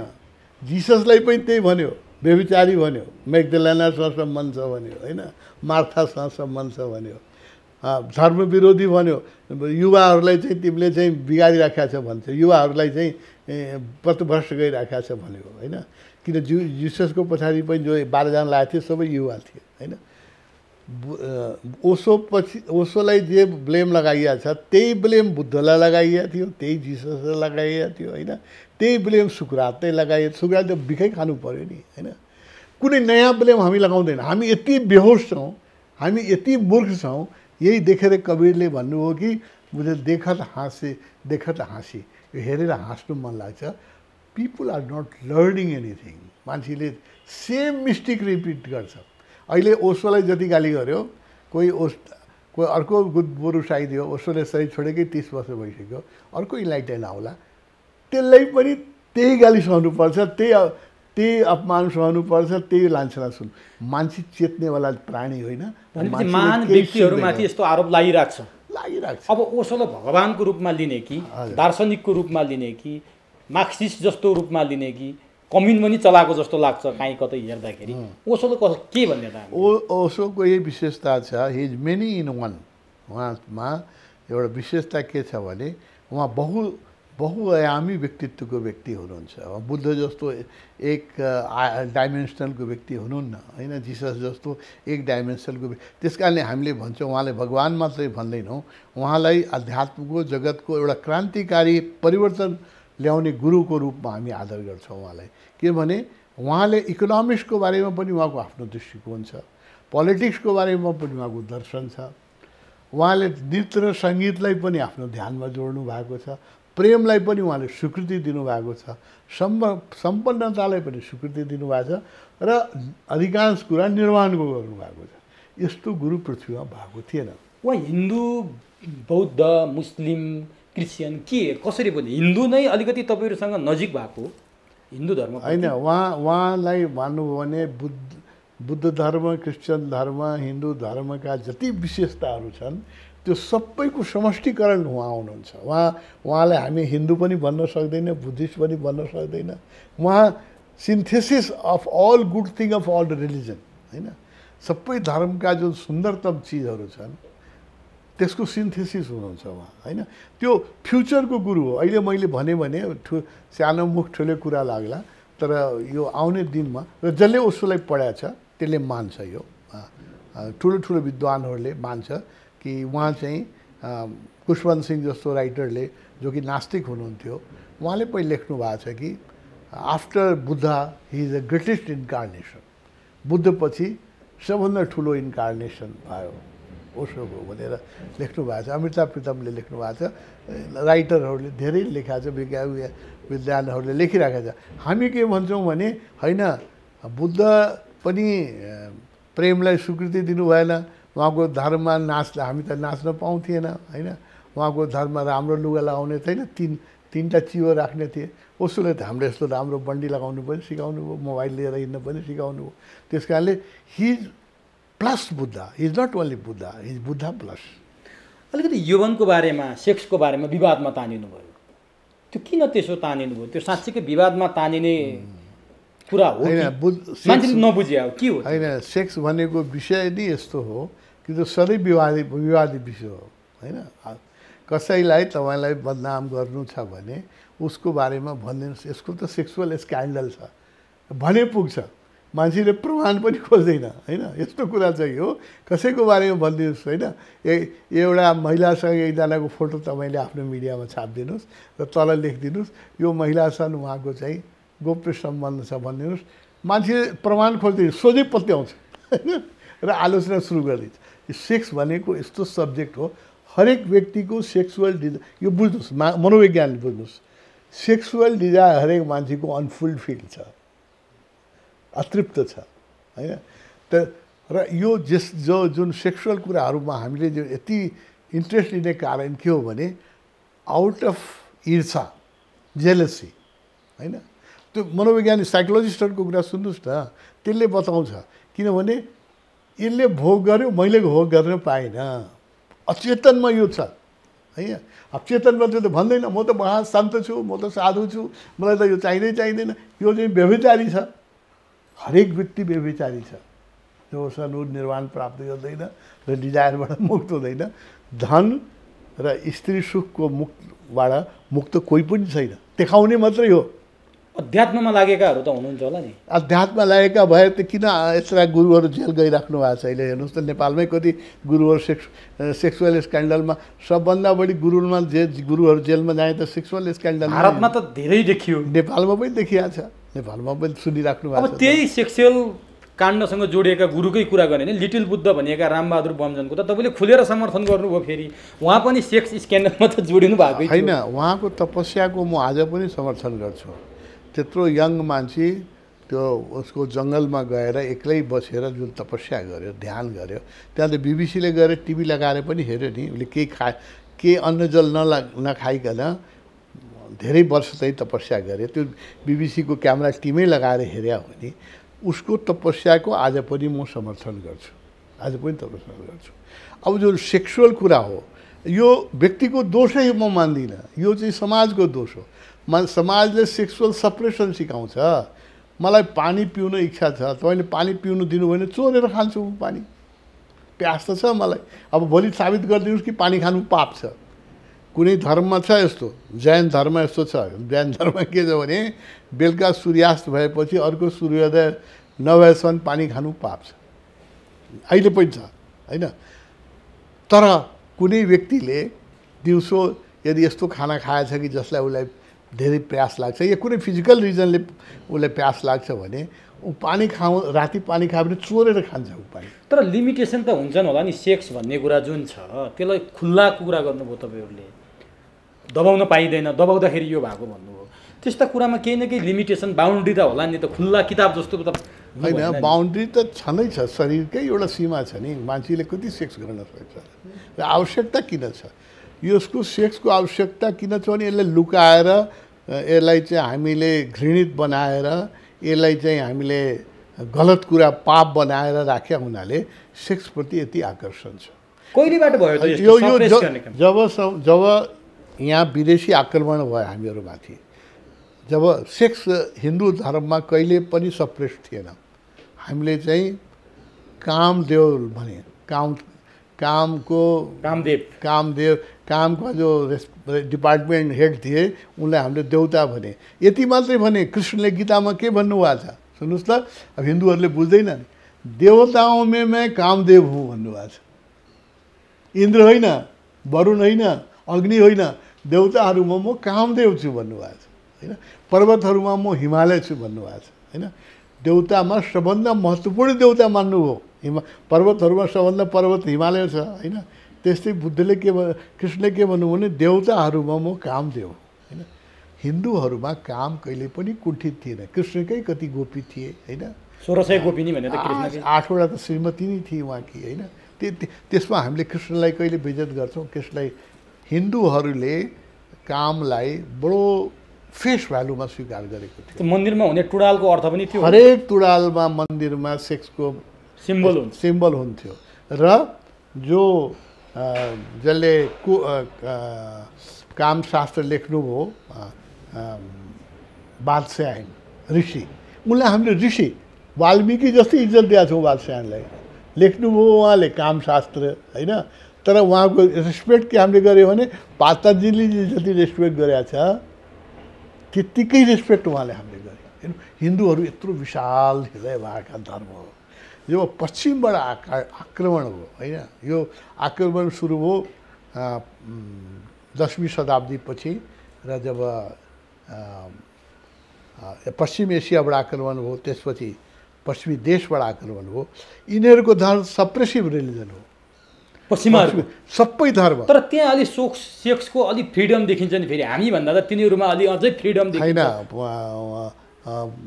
पश्चिम एसियामा छैन, इस्लाममा छैन फ्रिडम, क्रिस्चियनिटीमा फ्रिडम। क्रिस्चियनिटी पहिला अट्याक त यहाँ इस्लामको अट्याक नभयो। पहिला त इस्लामकै अट्याक भयो। क्रिस्चियनिटी धेरै पछि आयो। इस्लाम त 10वीं शताब्दीमै आयो। क्रिस्चियनहरू त 18वीं शताब्दी। क्रिस्चियन धर्म मान्नेहरूको चर्चहरूमा जुन किसिमको त्यहाँ यौनका कुरा हुन्छन्, सेक्सका कुरा हुन्छन्, त्यो हिन्दू धर्म मान्नेहरूले त्यसैलाई चाहिँ अलिकति क्रिटिसाइज गरेर देखिन्छ क्या। त्यहाँ यस्तो हुन्छ, सेक्सको बारेमा यति खुल्ला छ तिनीहरू भनेर हामी हिन्दू धर्म मान्नेहरू कुरा गर्छौँ। त्यो अलि राम्रो मानिँदैन, पाच्य भएको छैन नि हामीलाई। कुरा त किन गर्छौँ भने सेक्सको कुरा गर्दाखेरि मान्छेलाई एक प्रकारको आनन्द आउँछ। सबभन्दा युवा अवस्थामा हामी के कुरा गर्थ्यौँ तपाईँले याद गर्नुहोस् न। जुन बेला तपाईँ कलेजमा हुनुहुन्थ्यो, स्कुलमा हुनुहुन्थ्यो, युवा 14 वर्षदेखि 24 वर्षसम्मको जुन युथको जुन मेन या 35 वर्षसम्मको जो उयो हुन्छ, त्यसमा मेन टपिक के हुन्छ, सबभन्दा इन्ट्रेस्टिङ टपिक के हुन्छ होइन। यसकै कुरा गरिन्छ। र अहिले जुन इन्टरनेटमा दुनियाँभरको सामग्री छ, सारा विज्ञान छ, सारा धर्मशास्त्र छ, 70% साइट के देखिन्छ मान्छेले पोर्नोग्राफीको देख्छ। वर्ल्ड एभरेजको भन्दैछु 70%। 30%मा शङ्कराचार्य, बुद्ध, कबीर, नानक, होइन, कला, साहित्य, पेन्टिङ, मनोविज्ञान, कति विधा छ हेर्नुहोस् त। आइन्स्टिनदेखि लिएर बुद्धदेखि लिएर सारा कति विधा छ अहिले। फुडको साइन्स के हो, हेल्थ के हो, मेडिकल के हो, इन्जिनियरिङ, यो सबै मिलाउनु भयो भने अल अदर विधा संसारका देख्नु हो भने त्यो मान्छेले हेर्ने 30%, एउटा सेक्सलाई हेर्ने 70%। World average. यसको आकर्षण त छ नि, भयानक आकर्षण। तर तपाईँले अर्को कुरा पनि गर्नुभयो, तपाईँको धेरै कुराहरू विवादमा पनि आउँछन्। हुन त ओसोकै आउँथ्यो, ओसोको चेला पर्नुभयो। जस्तो तपाईँले यो सेक्सको बारेमा ओसो त बेबिचारी भनेर चाहिँ विवादमा आइरहनु भयो, अहिलेसम्म पनि त्यो चिन्न सकेनन् भनेर तपाईँले भन्नुभयो। तपाईँले 25 वर्षपछि काठमाडौँमा, नेपालमा सबै लिभिङ टुगेदरमा बस्छन् भन्नुभयो।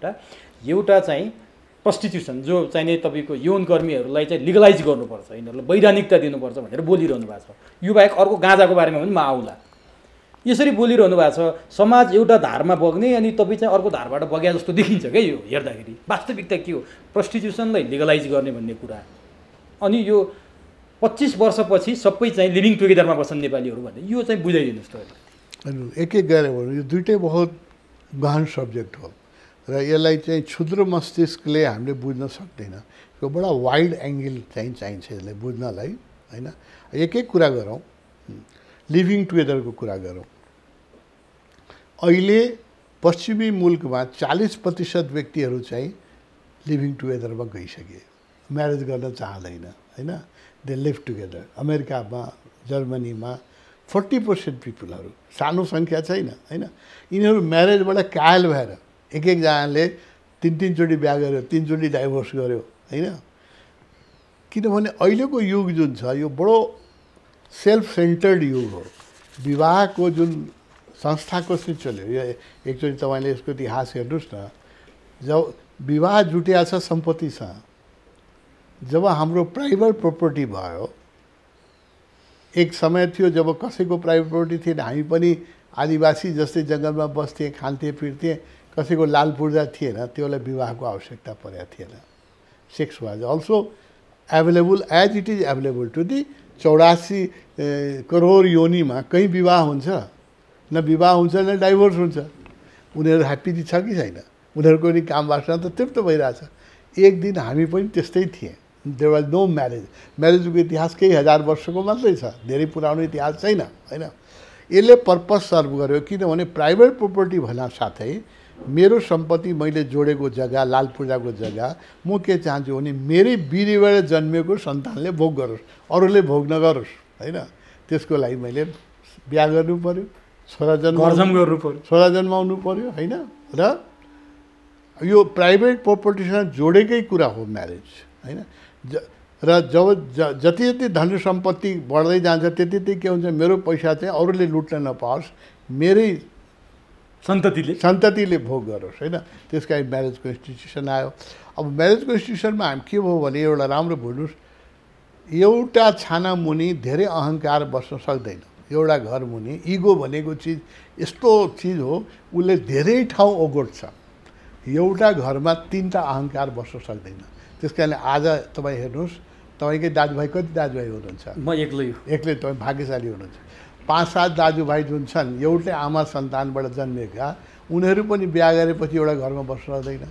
किन? झगडा हुन्छ, होइन। अहङ्कार, 5वटा अहङ्कार, एउटै आमा बाउबाट जन्मेका 5 अहङ्कार पनि एउटा घरमा अटाउँदैन। 5वटा घर किनिदिनुपर्छ, जग्गा छुट्याइदिनुपर्छ बाबुआमाले। जो बुद्धिमान बाबुआमा चाहिँ आफ्नै लाइफमा छुट्याइदिन्छ, नत्र मुद्दा चाहिँ जिल्ला अदालतदेखि चल्लादै कहिले अन्त हुँदैन सम्पत्तिको मुद्दाहरू, होइन। Many ego cannot be accommodated under a roof. यो अहङ्कारको नेचर जस्तो हो कि उसले आफूलाई सबभन्दा ठुलो, सबभन्दा राम्रो, मेरै कुरा चल्नुपर्छ भन्ने ठान्छ। अहिलेसम्म म्यारेज किन चल्यो? 15,000 वर्ष चल्यो। किन चल्यो भने मेल डोमिनेटेड सोसाइटी थियो, होइन। श्रीमतीलाई एक प्रकारले हामीले उपभोगको वस्तु मान्थे, होइन।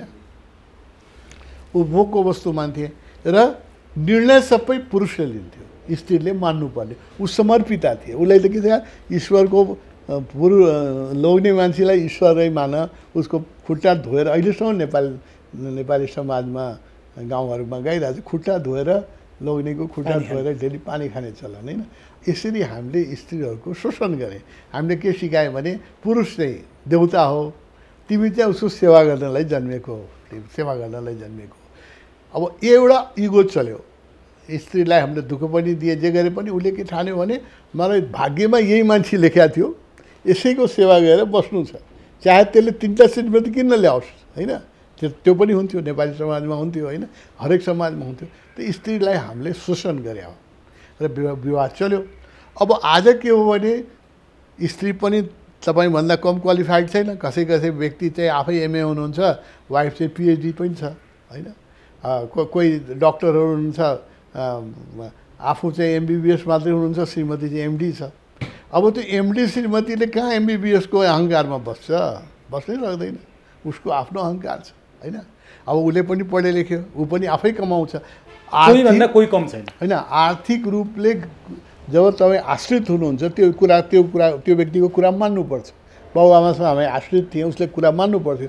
उसले पैसा दिएन भने कलेज फी दिन सकिन्थेन, मान्नुपर्थ्यो। जब म आर्थिक रूपले स्वतन्त्र भएँ त्यसपछि त म मान्नु तयार छैन। हरेक युवा जब कमाउन थाल्छ ऊ बुवा आमासँग अलिकति विद्रोह गर्छ, आफ्नो ढङ्गले जिउन थाल्छ होइन।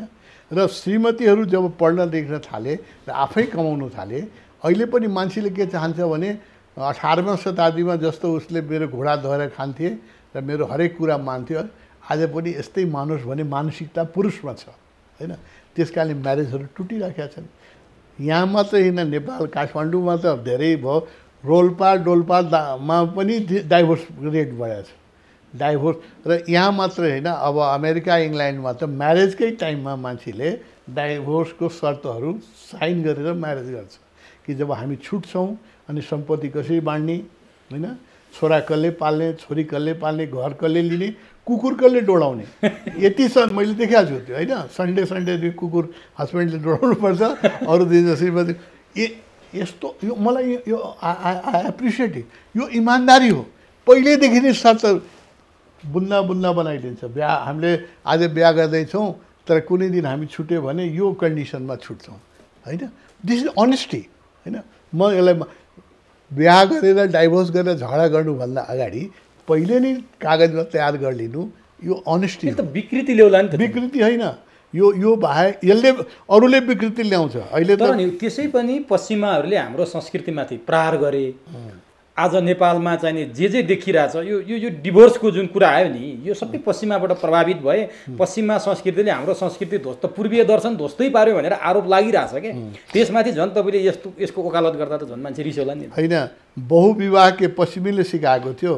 एकजना नेपालीहरू जोसँग सम्पत्ति थियो, राणाजीहरू थियो, 10-10वटा श्रीमती राख्थे। यो पश्चिमीले सिकाएको कि हामीले आफै सिकेको भन्नुहोस् त? सबै पश्चिमीले दोष नदिनुहोस् न होइन। अहिले समाजमा त्यो चलिरहेछ होइन, अहिले पनि हरेक पुरुषले त्यही चाहन्छ। कानुनले नदिएर, आर्थिक सामाजिक दृष्टिकोणले नदिएर मात्रै हो। यदि कानुनले दियो भने र धन सम्पत्तिले दियो, समाजले दियो भने को एउटा स्त्रीसँग सन्तुष्ट हुन्छ? सबैले 5वटा भित्राउँछ। मानसिकता त त्यही न हो। यसलाई स्वीकार गरौँ न हामीले। Let us face the fact होइन। त्यस कारणले अब म्यारेजको भविष्य छैन म भनिराखेको छु। 25 वर्षमा त सबै लिभिङ टुगेदरमा जान्छ। मेरो कुरा सुन्नुहोस्, मैले अहिले वेस्टमा 25देखि 40% मान्छे म्यारेजको विरोधमा आइसके। 25देखि 40% कन्ट्री अनुसार होइन। र they are advocating living together. सँगै जबसम्म प्रेम छ तबसम्म सँगै बस्ने। जब प्रेम हट्यो, एक्चुअलीमा प्रेम बिना बस्नु भनेको एक प्रकारको टर्चर हो। जसलाई तपाईँले प्रेम गर्नुहुन्न त्योसँग बस्नु भनेको त एक प्रकारको टर्चर हो। त्यो चाहिँ मानसिक रूपले राम्रो कुरो होइन। त्यो त फेरि अघि तपाईँले भने जस्तो जीव जनावर भइला नि त। फेरि त्यसपछि जीव जानवर किन हुँदैन भने यो जब हामी लिभिङ टुगेदरको कल्चरलाई एक्सेप्ट गर्छौँ, यो अन्डरस्ट्यान्डिङमा हुन्छ। यसमा कुनै अपमान हुँदैन कि मैले यो व्यक्तिसँग 5 वर्ष बसेँ, आज छुट्दाखेरि झगडा गरेर छुट्नु पर्दैन। We can separate with gratitude, not with grudge. यतिका दिन 10 वर्ष मलाई यसले साथ दियो, यो पुरुषले मलाई सुख दियो, मेरो रक्षा गर्यो। आज कुनै कारणले म यो यसको र मेरो साइकोलोजी मिलेन, म छुटेर बस्न चाहन्छु भने they can separate with gratitude, not with grudge, होइन। यो कल्चरको कुरा म गरिराखेको छु। त्यसको लागि ठुलो अन्डरस्ट्यान्डिङ चाहिन्छ। पश्चिममा पनि त्यो आइसकेको छैन, आउँदैछ, आउँछ बिस्तारै। हामी के गर्छ, तैँले के लुगा लाउनु, नेपाली लुगा हो यो, पश्चिमी लुगा होइन, प्यान्ट होइन। We do the same thing which west does. उसले 10 वर्ष अगाडि गरेको कुरा हामी गर्छौँ। हामी जति आफ्नो राष्ट्रियता, आफ्नो धार्मिकता, पूर्वीयता भनौँ, खानालाई के गर्छौँ, हामी त पिड्कामा खान्थ्यौँ, आज को पिड्कामा खान्छ, होइन। लुगा हामी पश्चिमी लगाउँछौँ, खाना हामी पश्चिमी ढङ्गले खान्छौँ, होइन। त्यस कारणले पश्चिमले जो गर्छ हामी आज न भोलि त्यो गर्छौँ। एक प्रकारले American lifestyle has become universal lifestyle. अमेरिकाले जो गर्छ त्यो युरोपले कपी गर्छ, युरोपले जो गर्छ त्यो इन्डियाले गर्छ, इन्डियाले जो गर्छ त्यो हामीले गर्छौँ, होइन। हाम्रो त कपी गर्ने नेचर हो।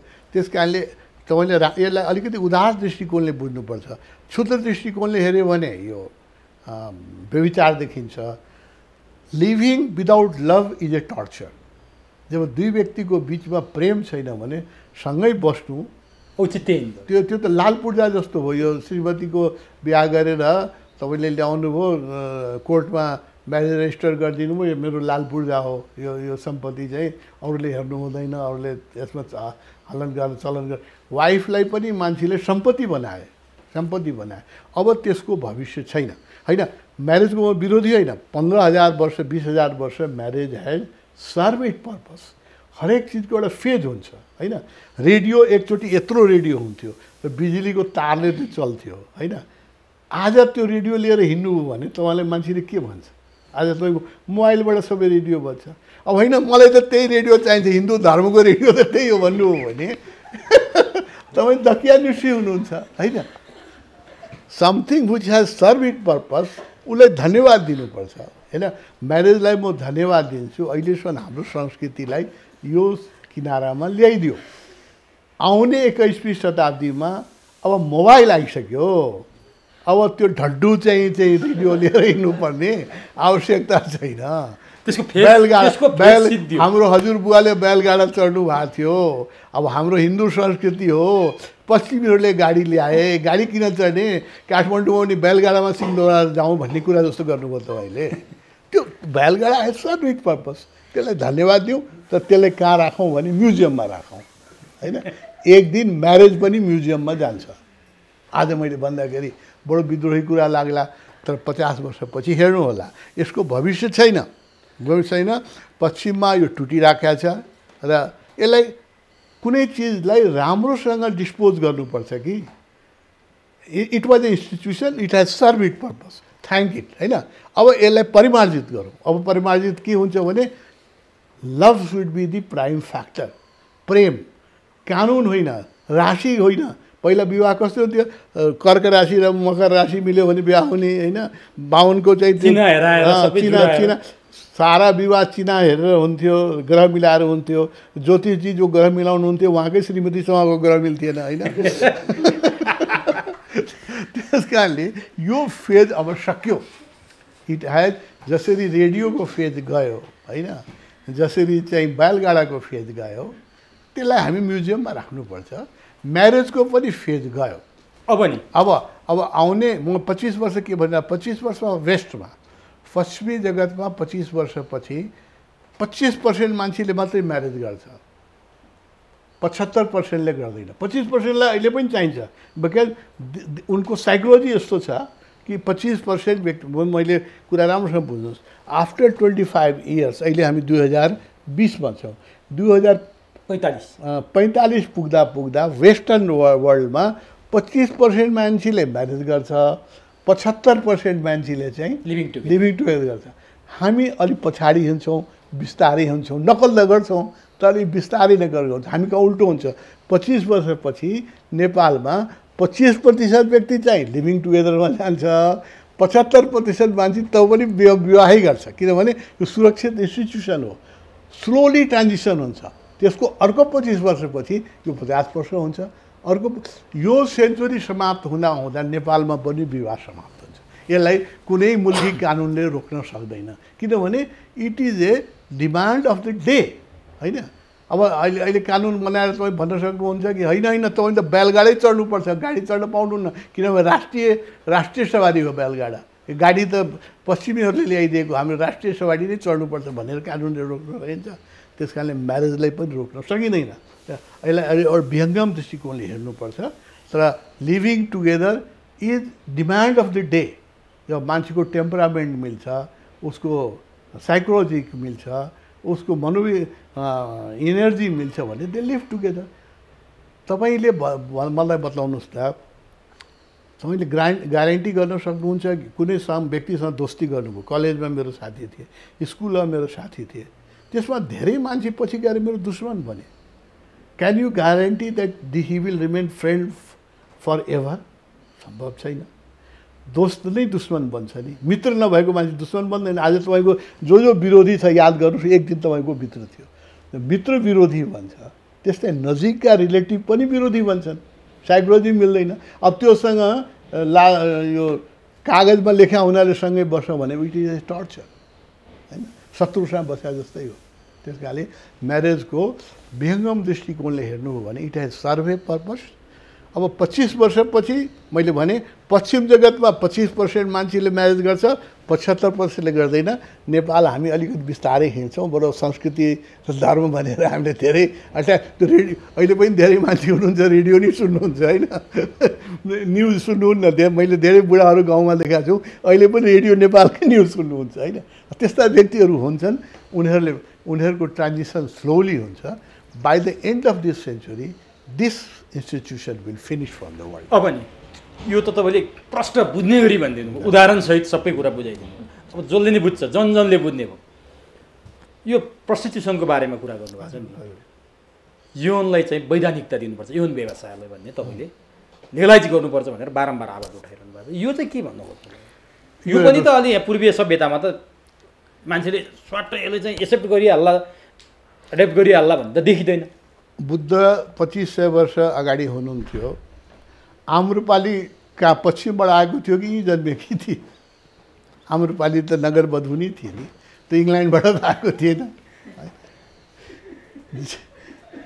जिसस 2000 वर्ष पूर्व हुनुभयो। उहाँको नजिकको दुईटै शिष्या जो थिए, मैग्दलेना र मार्था, दुईटै प्रोस्टिट्युट थिए, होइन? यो कहाँ, यो इन्स्टिट्युसन आजको होइन। यो म फेरि एउटा कुरा भन्छु, जबदेखि म्यारेज सुरु हो तबदेखि प्रोस्टिट्युसन पनि सुरु हो, र यो दुईटै एकैचोटि हराउँछ। म्यारेज नहराइकन प्रोस्टिट्युसन हराउँदैन। यो दुईटै सँगै आएको। म्यारेज जब थिएन तब मान्छेलाई प्रोस्टिट्युसनको जरुरत थिएन, मान्छे खुला थिए, मान्छेको स्वतन्त्र व्यवहार हुन्थ्यो। म्यारेज हुन साथको you are confined to one girl is confined to one person, होइन? मान्छेको नेचर यस्तो छ कि जिन्दगीभरि दाल भात खानु भने खान मन लाग्छ। के गर्नुहुन्छ तपाईँले? मनुष्यको स्वभाव हो, होइन? कोही पनि मान्छेको चञ्चलता छ, चित्तको चञ्चलता छ। अधिकांश जो साधक छैन, सामान्य व्यक्तिको चित्तको चञ्चलता छ। त यही सर्ट डेली लगाउन सक्नुहुन्छ? सक्नुहुन्न, होइन? फेर्नुपर्छ। त्यस कारणले मान्छेको साइकोलोजी त्यस्तो हो। अनि त्यसलाई हामीले देवदासी भने या त्यसलाई नगरवधु भने, संस्कृतमा नाम हेर्नुहोस् न। यो इन्स्टिट्युसन प्रोस्टिट्युसनको आजको होइन, ऋग्वेदमा पनि यसको उल्लेख छ। ऋग्वेद भनिन्छ कति हजार वर्ष पुरानो, त्यसमा पनि नगरवधुको उल्लेख छ, होइन? पिङ्गलाको उल्लेख छ, होइन? यो जबदेखि म्यारेज सुरु भयो त्योदेखि प्रोस्टिट्युसन पनि सुरु हो, र जबसम्म म्यारेज रहन्छ तबसम्म प्रोस्टिट्युसन पनि रहन्छ। दुईटै एकैचोटि जान्छ, होइन? अब अहिले जब छ यो, होइन, सेक्स ट्रेड छ, यस्ता व्यक्ति छन्। अहिले तपाईँले फ्याक्ट सत्य हेर्नुहोस्, होइन? भावनामा नजानुहोस्। इन्डियाको कुनै पनि नर्थ इन्डियाको प्रोस्टिट्युसन सेन्टर छैन जहाँ नेपाली केटी बेचिँदैन। चाहे त्यो लखनऊ होस्, चाहे चाहिँ दिल्ली होस्, चाहे त्यो पटना होस्, चाहे त्यो बनारस होस्, सबै ठाउँमा नेपाली चेलीबेटी बेचिन्छ, होइन?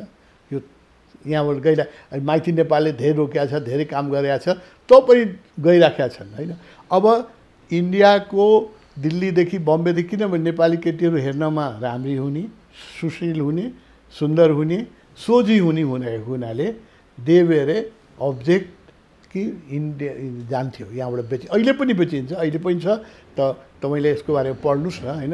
इन्डियाको कुनै पनि नर्थ इन्डियाको मैले भन्छु, उत्तर भारतका कुनै पनि सहर यस्तो छैन जहाँ नेपाली केटी नबेचिएको छैन होइन। किनभने परिवारको स्थिति यस्तो छ, कहिलेकाहीँ बाउले पनि छोरीलाई बेचेको छ, यस्तो पनि स्थिति छ। अब तपाईँले फ्याक्ट गर्नुहोस्। अब तपाईँ आफै पत्रकार हुनुहुन्छ, म त तपाईँहरूले छापेको कुरा पढ्छु। रोज न्युज के आइरहेछ नि, बाउले नै आफ्नो छोरीलाई सेक्स गरेको न्युज आइरहेको छ कि छैन होइन। रेप कुन एजदेखि सुरु भएको छ भने 6 महिनाको नानीदेखि लिएर 70 वर्षको बुढी पनि रेप भइराखेको छ। दिज आर दि फ्याक्ट्स होइन। मान्छेको काम वासना यस्तो राक्षसी छ र यसलाई तपाईँले निष्कासन दिनु भएन भने यही हुन्छ। बाउले छोरीलाई रेप गर्छ, ससुराले बुहारीलाई रेप गर्छ होइन, दाजुले बहिनीले रेप गरेको आइराखेको छ। रोज तपाईँकै मिडियामा प्रत्येक दिन न्युज आइराखेको छ। अब यसको समाधान के? यो कानुन बनाएर समाधान हुँदैन। पछि त्यसलाई जेलमा राखिदिनुहोस्, पिट्नुहोस्। त्यो पिटेर के हुन्छ? काम वासनाको हार्मोनल प्रेसर यस्तो छ कि मान्छेलाई पछि तपाईँ जतिसुकै सजाय दिनुहोस्, जुन बेला हार्मोनल कुराले उसलाई हिप्नोटाइज गरिदिन्छ होइन, हाइज्याक गरिदिन्छ उसको विजडमलाई। अब अहिले परिवार समाजको दृष्टिकोण, व्यवहारिक दृष्टिकोणले हेर्नुहोस्। कहीँ श्रीमान विदेशमा छ, काम गरिराखेका छ, 3 वर्षपछि आउँछ। कहिलेकाहीँ श्रीमती विदेश गएको छ, 3 वर्षपछि आउँछ। अब 3 वर्षसम्म कुन पुरुषले आफ्नो काम वासनालाई तृप्त नगरेर बस्न सक्छ? उसको लागि उपाय के हो? या यस्तो प्रोफेसनमा छ जो आफ्नो परिवारबाट टाढा बस्नुपर्छ। त्यस कारणले यो जति गाली गरे पनि, जति यसलाई कुत्सित भने पनि, नेपालको कुन सहर छैन जहाँ सेक्स ट्रेड हुँदैन? मलाई बताउनुहोस् त। 75-77 जिल्लामा कुन जिल्लामा छैन मलाई भन्नुहोस् त होइन। जति जुन तपाईँको हाइवेको किनारमा जति लजहरू छन् या काठमाडौँको वरिपरिमा जति लजहरू छन् त्यहाँ यो हुन्छ कि हुँदैन? हुन्छ, हरेक दिन भइरहेको छ। अब यसमा के हुन्छ? जसको शरीरको शोषण भइरहेछ, हामीले एउटा यस्तो विपन्न वर्ग बनाएछौँ जोसँग खाना लाउनलाई केही पनि छैन। परमात्माले दिएको एउटा शरीर बाहेक उसँग केही पनि छैन। ऊ बेच्नलाई न उसलाई पढाउनु भएको छ, न उसँग कुनै इलम छ, उसले केही बेच्न सक्दैन। खानालाई पेट त भर्नु पऱ्यो होइन। यसको लागि उसँग एउटा शरीर मात्रै छ, त्यो शरीर उसले बेचिरहेको, यो बाध्यता हो। र त्यो शरीर बेच्दाखेरि के हुन्छ? उसले बेचेको शरीरको 80% पैसा उसले पाउँदैन, त्यो दलालले पाउँछ, बिचौलिया होटलले पाउँछ, पुलिसले पाउँछ, त्यहाँको प्रशासनले पाउँछ। सबैले थाहा छ, यो सबै जुन हुन्छ त्यो प्रशासनले सबै थाहा हुन्छ होइन। त्यो सरकारी तन्त्रले खान्छ र त्यो उसले खान्छ, बिचौलियाले खान्छ, होटल ओनरले खान्छ, उसले पाउँछ 20% होइन। र त्यो 20% पाए बापत उसलाई हामी के भन्छौँ? भालु भन्छौँ, उसलाई घृणित भन्छौँ, उसको शोषण हुन्छ। मान्छेले सेक्स गरेपछि उसलाई धन्यवाद दिएर जाँदैन, गाली गरेर जान्छ होइन। उसैको भोग गर्ने र उसैले गाली थुकेर जान्छन् मान्छेले। फोटो खिचेर जान्छ, उसको फोटो पत्रिकामा निकालिदिन्छ भोलि। मान्छे यस्तो कुत्सित प्राणी हो कि जसँग सुख लिन्छ त्यसलाई पनि उसले अपमानित गरेर जान्छ होइन। र प्रोस्टिट्युसनहरूमा के हुन्छ तपाईँ बुझ्नुभयो होला, जुन एरियामा त्यो एरिया हुन्छ त्यो एरियाको सरकारी तन्त्रलाई थाहा हुन्छ। त्यो केटीहरूलाई उनीहरूलाई चाहिँ मुफ्तमा भोग गर्छन्, किनभने त पुलिसमा हामीलाई थुनिउला भनेर उनीहरूको भोग गर्छन्। उनीहरूलाई रोग लागेपछि कसैले हेर्दैन। They are very much insulted, एकदम अपमानित जीवन जिउनुपर्छ जीवित बेला पनि, र रोग लागेपछि कोही हेर्दैन। यो अन्याय भइरहेको छ, बुझ्नुहोस् यसलाई। र विदेशमा, अब इन्डियामा मात्रै होइन, अब यो विदेशमा मलेसियामा पनि नेपाली केटीहरू बेचिराखेको छ, अब अरब कन्ट्रीमा पनि गइराखेको छ सेक्स होइन। यो ट्रेड छ। फर्स्ट फेस द फ्याक्ट, यसलाई स्वीकृति गरौँ। कानुनमा लेखिदिएको छ त्यस कारण छैन भन्न पाइँदैन। कानुनमा त धेरै कुरा लेखेको छ, तर यो सेक्स ट्रेड छ। इन्डिया नेपालको 77 जिल्लामा छ र नेपाली केटीहरू धेरै कन्ट्रीमा बेचिया छन् र उनीहरू रोग लागेपछि लात मारेर उनलाई पठाइदिन्छ नेपाल। कहाँ जान्छ ऊ? एड्स लाग्यो, कुनै रोग लाग्यो भने बुढी भयो, अब युवा छैन, उसले शरीर बेच्न सक्दैन भने लात मारेर फेरि नेपाल पठाइदिन्छ। कस्तो घृणित र कस्तो अपमानित जीवन जिउनुपर्छ उसले, होइन? म के भन्छु भने जबसम्म म्यारेज रहन्छ तबसम्म प्रस्टिट्युसन रहन्छ। यो स्टालिनले हटाउन सकेन, हिटलरले हटाउन खोजी गरेका थिए, हिटलरले हटाउन सकेन, स्टालिनले हटाउन सकेन, यो चाहिँ लेनिनले हटाउन सकेन, धेरै कोसिस गरे हो। आजदेखि होइन, यो हरेक धर्ममा लेखेको छ यो पाप छ भनेर, तर कोही माई बापको छोराले हटाउन सकेन भने हाम्रो 2/3 सरकारले हटाइदिन्छ? यो आशा गर्नुभएको छ? यो हट्नेवाला छैन। यो लिगलाइज गर्नु पर्यो भने तपाईँको अब यो के हुन्छ, जुन कुरा तपाईँलाई हटाउन सक्नुहुन्न त्यसलाई सरफसमा ल्याएर स्वीकार गर्नुहोस्। कि त हटाउन सक्नु पर्यो, किन त्यसलाई यति आर्थिक क्षमता दिनु पर्यो, स्वतन्त्रता दिनु पर्यो कि खाना लाउन सकोस्, भोकै मर्न नपरोस्, होइन? कहिलेकाहीँ त यस्तो कहानी सुन्छौँ कि आमाले ऊ लागेछ, क्यान्सर लागेछ, बुवाले आमालाई छोडिदिनु भयो, अब आमालाई क्यान्सर लागेछ, इलाजको लागि कुनै पैसा छैन, अनि छोरीले शरीर बेच्नु परेको छ। यस्तो घटनाहरू पनि मैले पढाएको छु, देखाएको छु, होइन? अब त्यसको बाध्यता बुझ्नुहोस् त तपाईँ। जसको आमा मरिराखेको छ क्यान्सरले, छोरीले आफ्नो शरीर बेचेर आमालाई पालिराखेको छ, होइन? अब त्यो घृणित छ। फेरि त्यसलाई लात पनि हान्छ, मान्छेले लात पनि हान्छ, थुक्छ पनि, गाली पनि पर्छ, समाजले पनि थुक्छ, होइन? म के भन्न चाहन्छु भने यसलाई आफ्नो शरीर बेचे बापत उसको 100% पैसा उसले पाउनुपर्छ। त्यो राज्यले ग्यारेन्टी गर्नु पर्यो, त्यो ग्यारेन्टी गर्नु पर्यो, उसको स्वास्थ्यको ग्यारेन्टी गर्नु पर्यो। एउटा रेड लाइट एरिया छुट्याइदिनुहोस् जहाँ जो एरियामा हुन्छ। अनि बाउले आफ्नो छोरीले रेप गर्नु पर्दैन, उसको हार्मोनल प्रेसर भयो भने गएर उसले चाहिँ रेड लाइट एरियामा गर्छ। दाजुले आफ्नो बहिनीले रेप गर्नु पर्दैन। 6 महिनाको बच्चीदेखि र 70 वर्षको बुढी पनि आज असुरक्षित छ। एक्लै राति तपाईँ भन्नुहोस् त कस्तो समाज तपाईँले बनाउनु भएको छ? कुनै पनि विकसित सहरमा एउटा युवा स्त्री एक्लै राति हिँड्न सक्छ? 12 बजी राति हिँड्न सक्छ? असुरक्षित छ। आदि मनुष्यता स्त्री हो, आदि पुरुष हो। आदि मनुष्यताले हामीले असुरक्षित बनाइदिएका छौँ। नेपालमा मात्रै होइन, वर्ल्डको कुनै पनि सहरमा राति एक्लै स्त्री हिँड्न सक्दैन, उसमाथि अट्याक हुन्छ, होइन? यस्तो समाज तपाईँ राक्षसी समाज बनाउने, राक्षसी व्यवहार गर्ने, यसको समाधानको कुरा गऱ्यो भने व्यभिचारको स्वीकृति गर्नु भन्ने यो मिल्छ? म के भन्छु भने आम्रपालीदेखि मार्थादेखि मैग्दलेनादेखि तपाईँले नाम लिनुभयो, ऋग्वेदमा पनि यसको नाम छ। यो कहिले नयाँ चिज होइन, अङ्ग्रेजले सिकाएको होइन, यो मनुष्यको हार्मोनको बाध्यता हो। जो एक्लै पुरुष छ बस्नै सक्दैन, उसलाई सेक्सुअल एक्सप्रेसन चाहिन्छ, होइन? अब उसले रेप नगरोस्, उसलाई चाहिँ लिगलाइज एरिया। तर यो पुरुषले मात्रै रेप गरे भने महिलाबाट रेप हुँदैन पुरुषहरू? होइन, अहिले धेरै सुनिदैन। होइन, अहिले पश्चिमी जगतमा मेल प्रस्टिट्युट पनि सुरु भइसक्यो। त्यसलाई के भन्छ? जिग्लो जहाँ बनिसक्यो, त्यसको एरिया पनि भइसक्यो। त्यो पनि अब त्यो पनि हुन्छ जब स्त्रीसँग पैसा हुन्छ र उसले चाहिँ डाइभोर्स हुन्छ, उसलाई लिभिङ टुगेदर जबसम्म तपाईँले एक्सेप्ट गर्नुहुन्न तबसम्म प्रस्टिट्युसन रहन्छ। जब लिभिङ टुगेदर तपाईँले एक्सेप्ट गर्नुहुन्छ र म्यारेजमाथि यति इम्फेसिस दिनुहुन्न, प्रस्टिट्युसन आफै हराएर जान्छ। अब यो तपाईँले भने जस्तो राज्यले म्यारेज, यो बुझ्नुहोस् कि प्रस्टिट्युसन राम्रोसँग बुझ्नुहोस्, prostitution is a by product of marriage. जबसम्म म्यारेजको इन्स्टिट्युसन रहन्छ तबसम्म प्रस्टिट्युसन रहन्छ, कसैले हटाउन सक्दैन। यसलाई लेट्स लिगलाइज इट, यसलाई चाहिँ सरफेसमा ल्याउँ। जस्तो तपाईँको हल्यान्डमा छ, जस्तो धेरै 60 कन्ट्रीमा लिगलाइज छ प्रस्टिट्युसन। नेपालमा पनि हुनु पर्यो भने तपाईँ हुनै पर्यो, चलिराखेको चिज हो, पर्दाको पछि चलिरहेछ, त्यसलाई पर्दा उघारिदेऊ। अब अर्को कुरा पनि छ तपाईँसँग जोडिएको, त्योभन्दा अगाडि जस्तो यो इच्छा मृत्यु भन्ने पनि छ नि, इच्छा मृत्युको पनि धेरै वकालत भएको सुनिन्छ। नेपालमा त त्यो अभ्यास भएको छैन। यसमा तपाईँको धारणा के हो? यो मेरो धारणा के छ भने मान्छेको जीवनमाथि उसको अधिकार छ, होइन? अब तपाईँ यस्तो परिस्थितिमा जीवन छ, यस्तो रोग लागेको छ जस्तो रोगबाट मान्छे निकै हुन सक्दैन, होइन? अब 5-10 वर्ष उसलाई औषधिको बलमा बचाउनु पर्छ, या कति मान्छेले त भेन्टिलेटरमा छन्। वेस्ट मान्छे यस्तो छ कि सासै लिन सक्दैन, भेन्टिलेटरको बलमा छ, त्यसलाई पनि मर्न अधिकार छैन। ऊ चाहन्छ मर्न दिनुहोस्, मर्न दिँदैन।